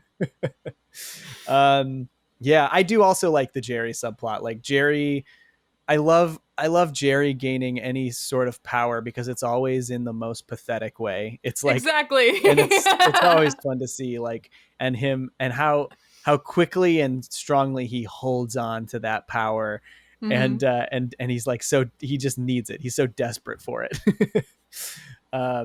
Yeah, that's good. Good points, Keeks. I don't love this episode, but you made some strong points that it made me rethink a lot of it. I agree. The family dynamics of the show kind of happen in the background a lot of the time to like what's actually going on in the story. And I find that really interesting because I think a lot of people could watch Rick and Morty and just be like, oh yeah, this is just like a reality bending comedy or whatever. But there's I feel like there's a pretty significant amount of like character development and like relationship stuff going on in the background that's just not as in your face as like BoJack might make it. And therefore it doesn't usually end up being as deep, but I still think it's of like the adult cartoons that exist that are even any that are like even remotely like serialized or whatever has pretty significant like relationship stuff going on. For sure. And I'm really eager to see, since they've got 60 more episodes coming at least, what they're going to do with it. Well, they got a lot of ground to cover. Like, what the hell is Morty going to be like in 40 episodes from now? Right. Yeah. That's going to be weird. I mean, if he's come so far in these 40. So they're going to, you got to stagnate it at some point, right? Like, it does or you just change all the dynamics. I want them, you know what? I need them to Morty needs a friend. Give Morty a friend. I was thinking that too. That's why Morty I want his girlfriend to come back. Give him something to ground him, because like because at the moment all we've seen is like he's got his obsession with Jessica. That's his only relationship with anyone at the school that we see. And then he's also had this meeting with this girlfriend where he like had this ongoing thing with this girlfriend in the Vat of Acid episode. And it feels like unless Morty is given or finds something else that ties him down to reality, he's just going to keep flying further and further off the like Rick deep end. You know, he's just going to start detaching himself more and more because the universe is chaotic and meaningless, and you know, let's just use it to give ourselves happiness however we can. Because he just sees. Go ahead. I'm sorry. When I think about that, I think about like Steven Universe and how like some people's problems, I guess, when you look at this show, I guess the way it aired, like, because I was one of those people that would get annoyed sometime, like, oh, we're going away from the plot so Steven can just run around in the town. Like, all right, come on, man. Like, what's going to happen next? But when you look at this show, when you step back and look at this show, it's like, nah, that kind of stuff was necessary because it does ground him to the point where like the gem stuff isn't just who he is. He's still a person. He's still like a human. And he is very capable of having relationships outside of just all of the calamity that's going on around them. But nobody in the family is able to do that because all their lives revolve around Rick. Nobody has friends except Summer, and even Summer's friends are disposable. You know what I mean? Like, we don't know anything about any of them. Like, I didn't even, like, I didn't realize until rewatching the Snake episode that, like, what's her name? Nancy? The one with the glasses? Summer's friend. Yeah. Yeah. So. She comes back, and it's like, damn, they brought her back. They don't do anything with her, but I guess they're still cool. But or this is just the one she treats like dirt or whatever. But still, it's like they give us like a dynamic, but they don't really do anything with it. And it's like these kids' life just can't just be their granddad, right? Like there has to be something that makes them kids. And Summer has friends. Like we see that. Like she's got her friends. Right. Yeah. We never see Morty with friends, and that is an interesting comparison to Steven Universe. I think that's actually a good comparison because like that was so important for Steven as a character is that we needed to know that he had a actual, real, genuine emotional connection to Earth and the people who live there. Like, you know, that was so important to his character and why he was so adamant about defending Earth from, you know, the gem homeworld and all that stuff. So it wasn't just because he thought it was the right thing. It was because it's the right thing and all of the people that I love are here. There's so much to love here. And we know that there's so much to love there because we saw it through him. Right. Whereas Morty always tries to do the right thing too, but I think it's mostly just supposed to just be a thing about his character, like who he is in general.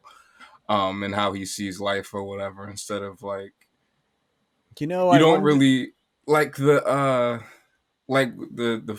cloud when they like save that the fart cloud shit. Like it's like Morty doesn't necessarily. I mean, he kind of does develop a connection to it, but we just instantly meet it, and Morty's like, "No, what the hell? We can't let something die." Like that's just kind of what he does instead of like it being like, I don't know, because I get the function though. I do get the function, but I do think in order to switch it up, like grounding these characters somehow and just giving them a chance to talk to people on the planet they live on, you know what I mean, like would help. I think it's especially important for Morty because in the same way that Rick is kind of like traumatized by all of his adventures and like, you know, like just holds all of this scary, horrifying shit, like what was in the cat's memory in his brain and like doesn't it make it anybody else's responsibility. Like Morty has been on a significant amount of adventures with Rick now too. And like that must be completely alienating from like everyone else his age who's just, you know, going to school, going home, hanging out with friends or whatever. Like when he goes to school, he's like, yeah, yesterday my grandpa and I went to an alien planet made of dicks or whatever, you know? So like, he doesn't like have anyone to relate to that's his age, and even like his relationship with each of his family members is pretty broken. So, I mean, like he and Rick are probably like the closest thing that he has, and Rick is constantly telling him he's a stupid piece of shit. So, like, I really do want Morty to have, I guess, a friend, but I want the girlfriend to come back, as you can tell. But I don't know, I do want him to have something to ground him and like make him feel more human, because it definitely seems like he's kind of going down the Rick path of just becoming kind of like detached and cynical about humanity because of all of his adventures. Yeah, and I wonder if like the experience of, you know, that season one we get that big moment in Rick Potion number 9 where they move from his original universe over to this one, and I wonder if Morty not making friends is his own decision. He's like keeping people in arm's length, knowing at any moment we might flip and have to go to another dimension, and then I just got to do this again. You know what I mean? It's like get close to someone only for it not to matter again. Well, anyone who's like moved cities as a kid can probably relate to that in some way. For sure. I hope it's something they explore moving forward, because I think there's a lot of rich narrative possibilities there. So Totally. we'll find out. Right. Well, let's move on to the finale of season 4, 410.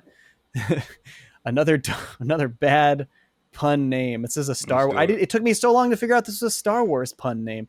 Star Mort Return of the Jerry, which is supposed to be Star Wars Return of the Jedi. So that was obvious to me immediately. I don't even like Star Wars.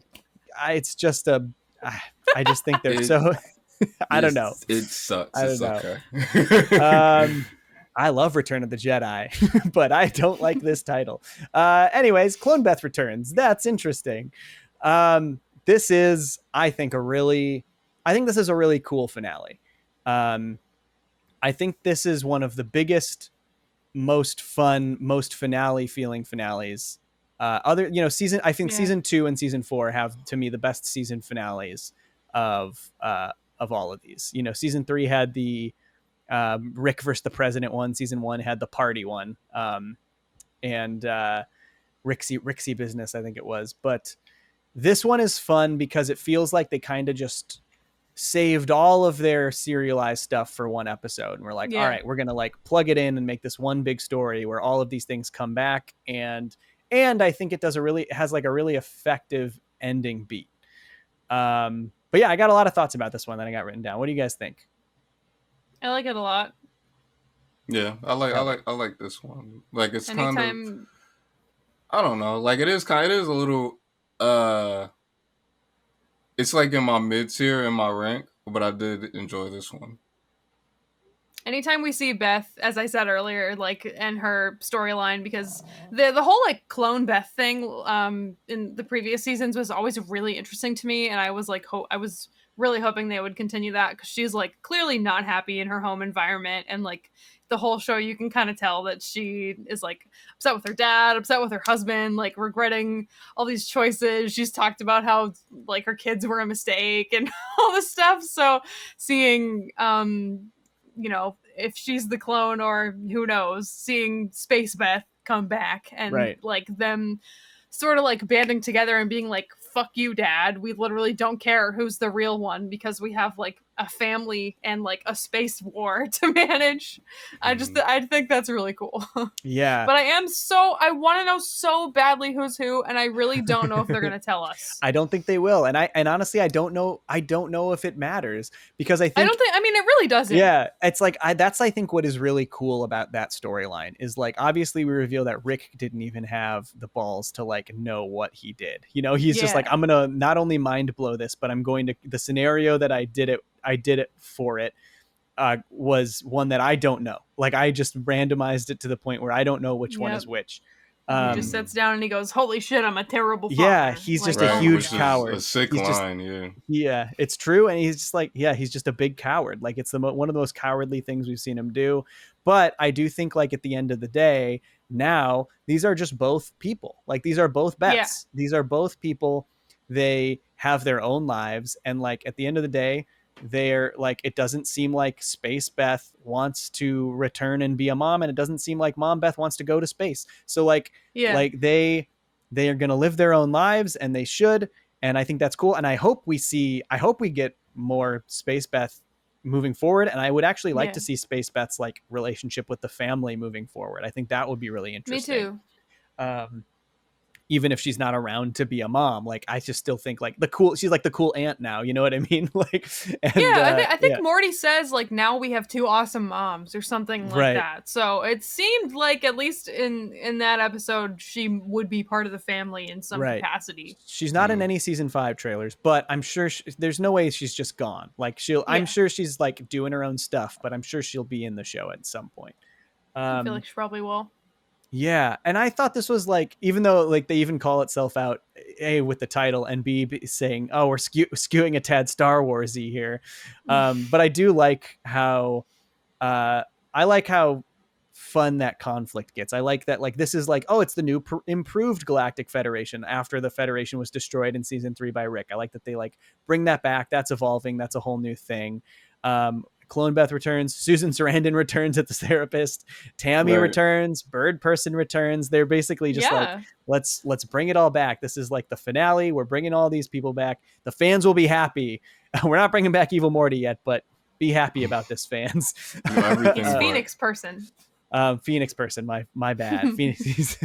Seeing Bird Person / Phoenix Person fight Rick made me really sad. Like, yeah, he was always like one of Rick's like closest friends, and only seeing friends. them just like and just seeing them like battle to the death like that, it just made me sad. Like, I know they were like trying to hit us emotionally with that, but that was just one of those moments where I was like, wow. Totally. I don't know. Totally a fair. lot has actually changed in this show, even if it feels like something different is happening every episode. Like, there's definitely some overarching stuff going on. For sure. I love when the Beths are arguing and one of them says to the other, "You cosplay as your shitty father in his 30s." And yes. That's a good quote. I wrote down that I love the Beth argument scenes. Like, I just love totally. Beth interacting with Beth because it's like two sides of Beth's brain arguing with itself, basically. And I think that's really interesting. I think that's and I think there's some, I feel like we've seen other things do that. I feel like we talked about it in this podcast. Is there any Futuramas that have done something like that? Maybe. We did it in this show. We did it in Rick and Morty. We did it with the Toxic Rick episode last season, which has not been released yet. It will be once you're hearing this. But the Toxic Rick episode does the same thing, where it's two different parts of the, Rick's brain, the positive and the negative side, like talking to each other, and how those things separate and are different. Right. I love that episode. Me too. Great episode. And this is kind of similar in that it's like, it feels like because both of these Beths have all of the thoughts that each other Beth is saying, but because each Beth has chosen what they're doing. Like, they've made their decision. They're arguing for their side. You know what I mean? That's an interesting thing, because that everything that Space Beth says is something that regular Beth has thought, and vice versa. And yeah, I think that's cool. I think that's really interesting character development. And I also think two Beths being able to bounce stuff off each other is going to be a really interesting development in their relationship with Rick. Totally. Yeah, I definitely think it's gonna create further independence, and we kind of saw that in this episode too, where they kind of were like, "Fuck you, Rick. Like, you're a terrible father. Like, you literally don't know which one of us is your real daughter, right? And whatever." And yeah, I think that'll be really interesting, just seeing Beth become like more of a main character in the traditional sense of like making her own decisions, and maybe having stories that are not so much reliant on other characters. Also curious how Jerry's gonna play into there being two Beths. Yeah, around, that's what I'm thinking about. He already clearly said that like line. Space Beth like doesn't like Jerry because she chose to leave. Right. So you also have that moment where Jerry's like, and I think after Morty says like, it's awesome, now we have two moms, and Jerry's like, and I love having two wives, and Jerry's like, no. Everyone's like, no, you don't. Like, there's no way that Space Beth is into you, Jerry. Right. There's a reason she went to space. But I do. I also think there's like that all important moment in this episode is that when given the possibility of learning which Beth is which, both Beths were like, we don't care. That's not important to us anymore. Yeah. We are ourselves now. Like, we don't need to know which one of us is which to know that you're a bad dad. So cope, Rick. It's interesting. Yeah, I'm hopeful that they do more with that. These are the things that I just hope these are the ways that I hope the show continues to evolve, because it felt like season 3 did the divorce story, and then at the end they were like, we're gonna bring it all back, it's gonna be more streamlined like season 1, and and now they're like introducing all of this. They're kind of bringing back some of the serialized stuff, and I'm like, well, I hope you keep it. I hope you keep this stuff. Like, Me too. Yeah, I want ongoing change. I really hope they do too. Yeah, because it was interesting. The last season with like the Beth and Jerry relationship when she like didn't know if she was mom Beth didn't know if she was a clone, and then she and Jerry are talking, and he's like, "You're my Beth," and then they have like I don't know. So I love all this character relationship stuff going on, and I really hope that they kind of like pull that to the front a little bit more in season 5. Right, for sure. Well, we'll see soon. We've got about a month, I think, or a little over a month until we've. Isn't it this month? Am I tripping? It's not May. It's June. I think it's June. Yeah, it'll be. It's actually gonna be great. Adult Swim's. I'm gonna be watching a lot of Adult Swim. We've got on June 13th, Tuca and Birdie season 2 starts, and then it's gonna be paired with Rick and Morty on starting June 20th when Rick and Morty starts. So we'll probably have a bunch. Those show will be paired. I got to figure out if I'm gonna cover both of them on my channel. Because then Sundays are going to get busy. Sundays are busy.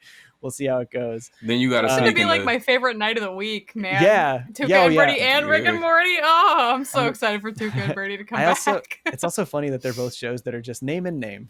Tuca and Birdie and Rick. Tuca and Birdie and Rick and Morty. Then of course, in between those videos, you have to sneak in your Great North analysis. Somewhere in between that, because those also come out on Sundays. I'm gonna do one video for all three. I think there's a lot of crossover audience between those three shows. So I think I'm gonna lock in on the Great North Tuca and Birdie Rick and Morty stands. And there's definitely those people definitely exist. There's tons of them. I'm tapping into the market. I'm gonna lock it down. I do want to watch more Great North, actually. I watched the first couple and I thought it was charming. So we'll see. I'm going to watch, I think the season's ending soon. I'll give it a proper watch at some point. Yeah, I think all of those Fox shows, I think there's only 2 left, I think. Nice. They're still doing Simpsons and Family Guy, is that it? yeah. And as of lately, they've all had the same order of 20 per season. And I know sense. For obvious reasons, I know that Family Guy is on 18. Mm-hmm. So I think it's over. Like I think like there might be 2 more for all of the shows before they happen. Family Guy counter going up. I almost did it. Hey, I wouldn't have said anything if you didn't.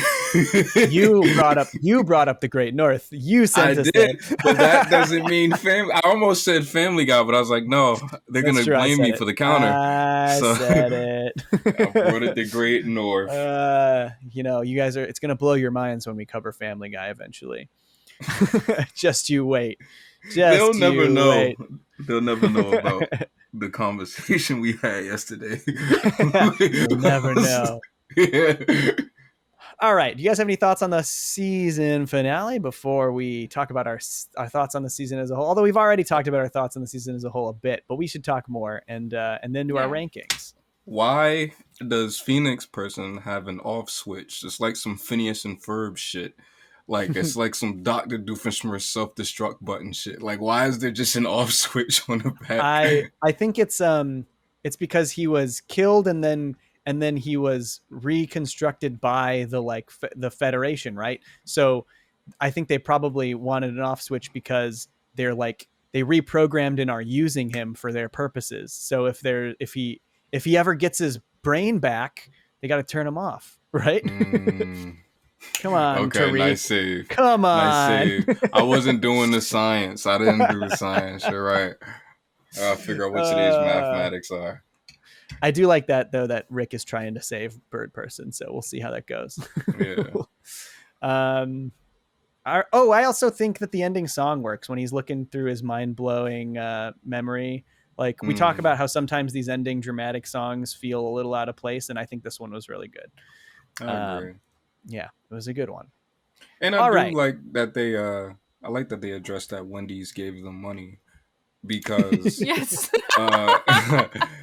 Because this is I vividly remember this day. I woke up for some reason. I woke up at like 8 a.m. and it happened to be the same day that they dropped that Wendy's commercial online. Mm-hmm. And I watched it and I was like, oh shit, Wendy's got breakfast. this ad's about to, I texted Kevin and I said, this ad is working on me. I'm about to order this shit right now. Like, that was the first time I ever had Wendy's breakfast was because of that commercial. We are going to have to, at some point, I think, if we like start a Patreon for the podcast at some point, we should do bonus episodes about there are so much extra animated Rick and Morty content through advertisements and other means. We could do a whole episode about that stuff. There is like a PS5 commercial, there's a Wendy's commercial, there is Alien Covenant extra content that they created to promote that movie. There's the Rick and Morty couch gag on The Simpsons. Yeah, they do their ads in the same way. The only thing that I could think of that's reminiscent of it is The Simpsons, where like if The Simpsons was sponsored by something, they wouldn't just do an ad, they would do it with style. Right. So like those Butterfinger commercials are just really well written, short Simpson like. Yeah, they have the actual writers make them. It's smart. It's right. The way to do it. Yeah. Yeah. And it's Rick and Morty is really reminiscent of that, where it's just like, yeah, they just kind of, you can tell they go to these they go to them to advertise stuff because of these characters. Right. For sure. And they want them to do their thing and for them to sound like themselves and everything like that. Heck yeah. All right. Well, let's talk about not only our thoughts on season 4 as a whole, but I guess, Tariq, we got to talk about our experience over this mini series of covering 4 seasons of Rick and Morty in the past month. Yeah. And how we feel about the evolution of the show and where it's at and what it means for the show moving forward. So what do y'all think about season 4? Mixed feelings. Like, I chose to, like, you guys asked me which one I wanted to talk about. I chose this one just because I love the way that this season just kind of like pushes the boundaries and of like what they're allowed to do and just like goes to complete absurdity sometimes. But also I feel like I just did a ranking list because I forgot I had to do that. And like maybe past the first 5 on my list, like the other 5 kind of like blend together / like they're not ones I would like choose to go back and watch again. So I don't know, it's like mixed feelings because as a whole it's pretty fun to watch, but I just find some of the episodes not that endearing, or like I feel like some of the other seasons have like a more solid list from episode to episode where you're like, oh yeah, that's a banger and that's a banger and that's a banger. Where in this one there's like 3 or 4 of them that I really like, and the rest of them I'm just kind of like meh, even if they're funny.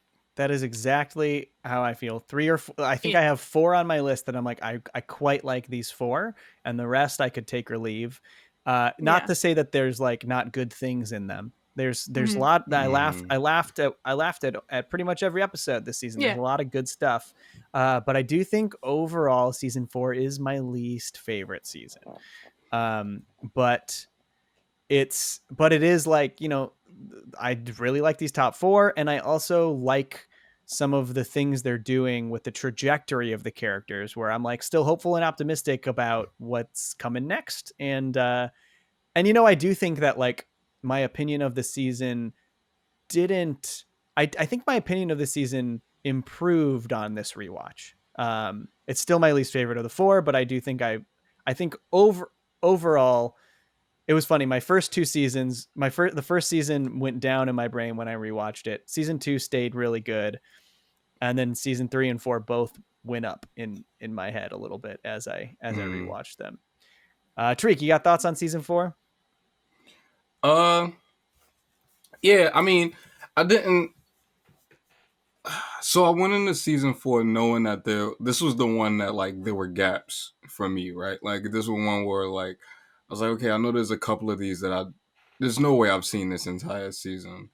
And there were like 2 or 3 that I had never seen before, and 2 of them being in the first half. It makes sense that I saw a lot of the later half, considering that everybody was in the house all year, so I really wouldn't have had no choice.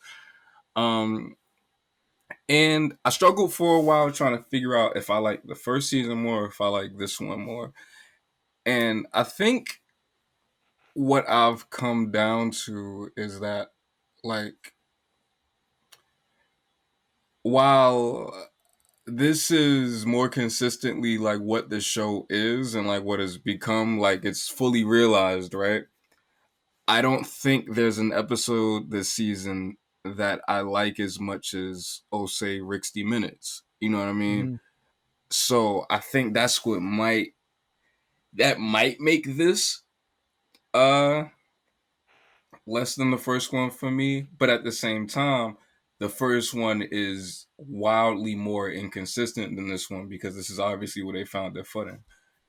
So I don't know. I guess it kind of just depends on which day you ask me. But I do think that like I agree with what y'all was saying. I have two. The two at the top of this list are two episodes that I love, and the rest of these is just kind of like, yeah, I had fun and yeah, I laughed, but there's a reason why I forgot about most of these, and it's not because they're bad, but like I don't think they live up to the heights that the show has proven that it can do. You know what I mean? I think that might be my assessment of it. I don't know. Yeah, I think what you said about season 1 is right. Season 1 is more inconsistent than this season, but for me, like there are the episodes I love in season 1 are like top tier episodes for me. They're so good. And there's, I think, one top tier episode in this episode, which we'll talk about once we get to our rankings. But yeah, it's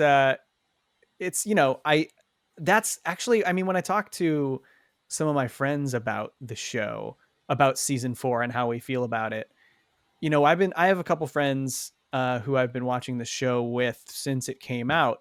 And we've gotten to this point with the show where every time a new one comes out, where it's kind of like, oh, what do you think of the new Rick and Morty? And we were both like, it was predictably good. You know what I mean? Like, as we expected, it is good still.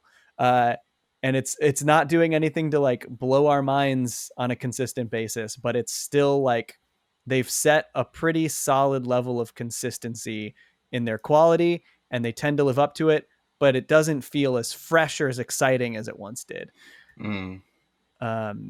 But that's not to say it's bad. It's like it's almost a victim of its own success.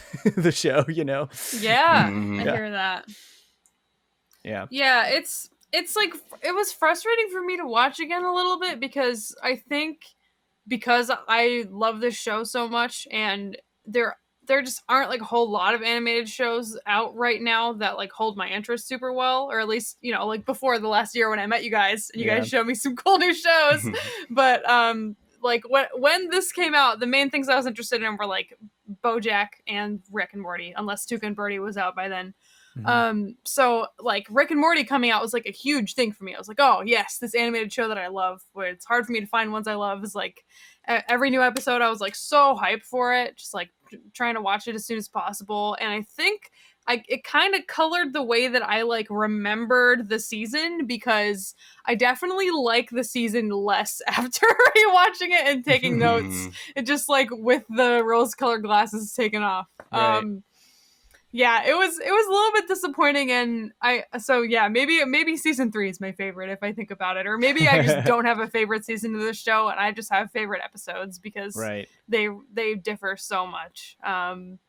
Yeah, I don't know. It was interesting. Like I don't think any of these episodes are bad by any means. Even my least favorite one is still enjoyable to watch, but it's just not hitting the same as some of the earlier stuff, and maybe that's an effect of them being more organized. Maybe like the chaos had some play in those earlier episodes. I don't know. I'm curious to see what season 5 is going to look like because of that. Yeah, it looks like there's some interesting stuff happening in season 5. The trailers, there's a couple trailers out. It looks like Rick and Morty. It's hard to the trailers don't really tell you anything. I'm happy to see them, but it's just like I was thinking about that, like it must feel so artistically devoid for them to like try to grab like all the like laughable moments and like the quirky scenes to like put in a 1 minute 30-second trailer, when like that every joke in Rick and Morty for the most part has been like building throughout the episode and like has payoff. So True. it must just suck to be like Justin Roiland and Dan Harmon and be like, all right, guys, we gotta cut a minute-long trailer of a new season. Yeah, I'm excited to see what season 5 brings, and I guess we haven't really talked about this, Tariq, but I guess we should probably try to line up our upcoming miniseries so that when season 5 ends, we cover it pretty quickly. Like that feels like the move, right? Like I was thinking that too. I was thinking about we were recording this. Yeah, so I guess we don't have the full schedule yet. We know it starts on June 20th. We don't know if there's going to be a hiatus like there was last year, so we'll keep an eye on it. But we're going to do our best. And I guess this goes for any show that we end up covering that isn't finished yet. If we catch up to where we are, we'll try to cover the new seasons when they're most being talked about, right when season 5's over and everyone's like, let's talk Rick and Morty season 5. You can count on cartoons that curse unless we fuck it up. We'll find out. All right, should we do our rankings? Let's do it. Let's get there. All right, I'll go first. Here we go. Yeah. Okay, 10 Rattlestar Ricklantica, 9 Pro Mortius, 8 Childrick of Mort, 7 One Crew Over the Cuckoo's Morty, 6 Claw and Hoarder Special Rickdoms Unit. These titles. 5 Edge of Tomorty Live Die Rick Pete, 4 The Old Man in the Seat, 3 Never Ricking Morty, 2 Starmort Return of the Jerry, and 1 The Vat of Acid episode. Ours is kind of close. Really? I was expecting us to be real different, but we'll see it. We'll see how it goes. It's kind of it gets a little messed up in the. I changed a couple on the fly. I changed some while we were recording, and I changed more right before I said it. I was like, wait, I changed my mind at the last second. All right. I got number 10, Rattlestar Rickgalactica. Number 9, Never Ricking Morty. Number 8, Primordius. Number 7, Rick Child of Mort. Number 6, Edge of Tomorty. Rick Die Rick Pete. Number 5, One Crew Over the Cuckoo's Morty. Wow, I said that. Number 4, Star Mort's Rick Turn of the Jerry. Number 3, Claw and Hoarder Special Rickdoms Morty. Number 2, The Old Man in the Seat. And number 1, The Vat of Acid episode. Nice. I like how high Claw and Hoarder is for you because people don't like that one. It's so fucking funny. It's funny. It's pretty high on my list too. I also think it's pretty funny. Really like to fuck woolly mammoths. He's listening to Future. It's so funny. I like that one. I didn't know people don't like it. I like that one.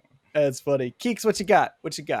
All right, 10. Okay, and as a disclaimer, like the ones in the middle, they're all kind of a blob in my brain, so no worries. I could shift them around. We're not judging you too hard. But number 10, Rattlestar Rickgalactica. Number 9, One Crew Over the Cuckoo's Morty. Number 8, Never Ricking Morty. Number 7, The Old Man and the Seat.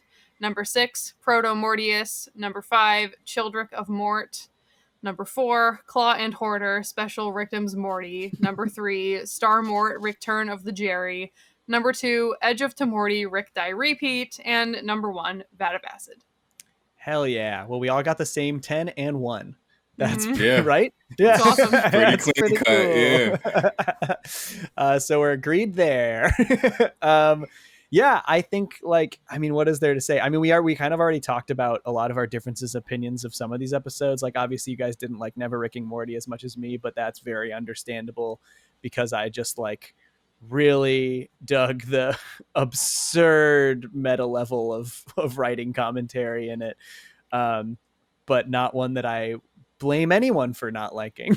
Right. I like it. I would I just like some of the others more. Yeah, like for sure. Everything except for One Crew Over the Cuckoo's Morty and Rattlestar Rickgalactica, I would say that I like a lot. Right. And then Cuckoo's Morty, I just don't really like the action crew type episodes, even though there's some really funny moments. It's Rattlestar Rickgalactica, we didn't even talk about the Jerry plot. when he has like the shoes. Oh, that is actually we didn't even mention it. And you know what? We should have, because it's actually a good B plot. It's the best part of the episode. Funny B plot. Oh man, really you're good. right.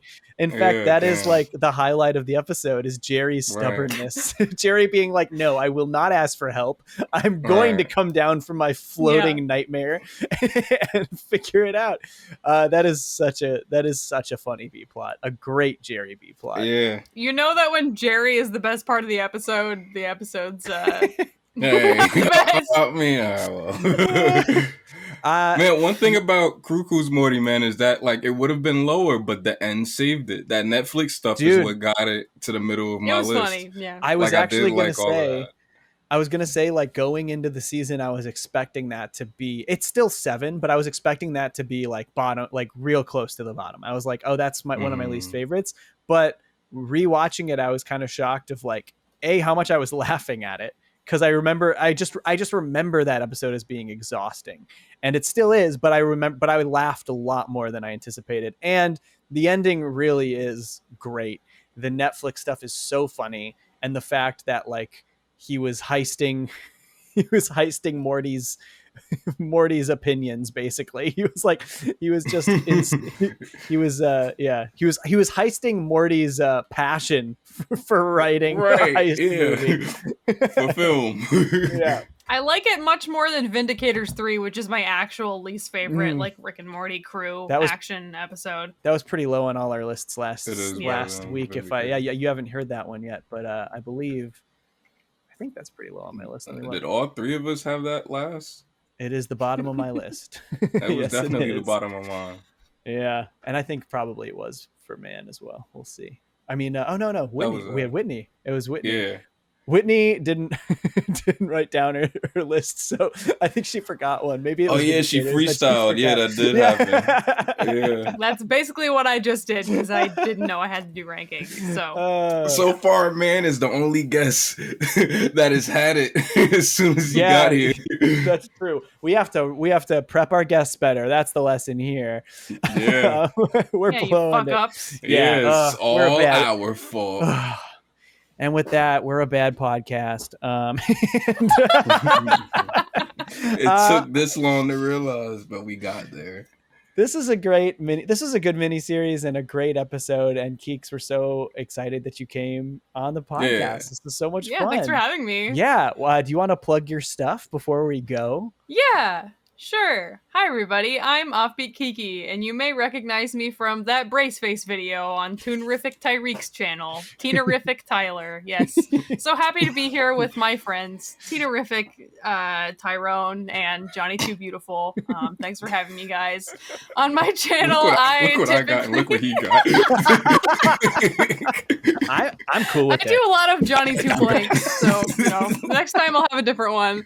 But on my channel, I do series retrospectives where I watch an entire cartoon series, typically ones for kids from the 2000s, and then just give my opinion on the entire series, do some character analysis, do some relationship analysis, and I try to nurture the inner child in me and their interests while also looking at that media under a modern lens. I also do like some shorter video essays and play music, write original songs, and like sing covers from cartoons as well. So that's what you'll find on Offbeat Kiki, which I'm not going to spell out. Well, maybe I should. OFFBEAT space KIKI on YouTube.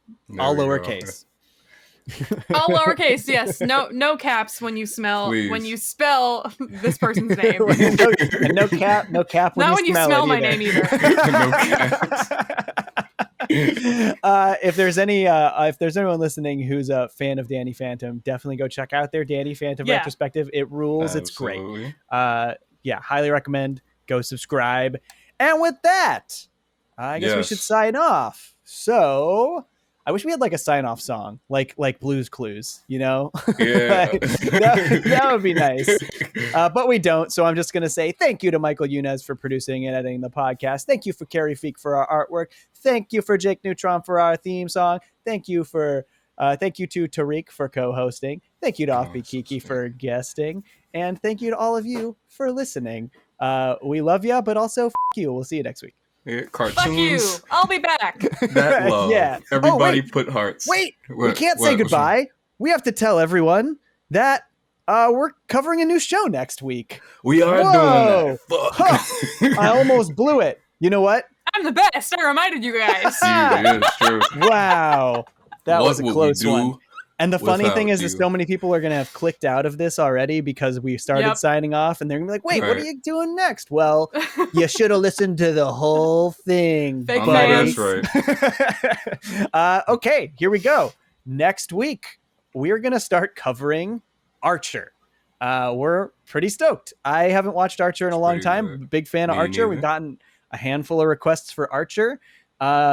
And we decided last second, like, you know what? Let's do Archer. We don't know how many we're going to do because we've been doing 4-season miniseries. We did 4 seasons of Futurama. We did all 4 seasons of Rick and Morty. And the month-long miniseries has worked really well. So tentatively, we're at least going to do 4 seasons of Archer. And then we'll decide at the back end, you know, if we want to just keep rolling with it, maybe do a couple more than that. Or if we want to take a break and cover it again later. But, you know, we've got stuff we got to return to. We've actually already recorded a Bender's Big Score episode, a little BTS that was a while there. ago, too. We recorded that so long ago, and we don't know when y'all are going to hear it. We have no idea. So it's in the past. Keep it in your back pocket for when you guys have an off week, you know? Yeah, I think we'll probably try to, you know, if we need to use it in an off week, we will, but we'll try to do a month that's just all the movies, all the Futurama movies. Ooh, that would be awesome. Yeah. So we'll see how I that can't goes. wait until like we don't release the episode till like one of us moves or something. So like when they finally get it, it's just like the old background. Like I don't even live here anymore. That's true. That would be. Oh man, that's a funny thought. But yeah, it's gonna be fun. Archer will be a really fun show to re-explore, and revisit. And we hope you join us on that adventure. So, and with that, I already said all the sign-offs, so f*** you again. Goodbye. F*** you again. Everybody put hearts up. Hearts, cartoons, that hearts love. and fingers. Say hello. Hey, buddy. Yes. Okay, Hey. now I will let you out.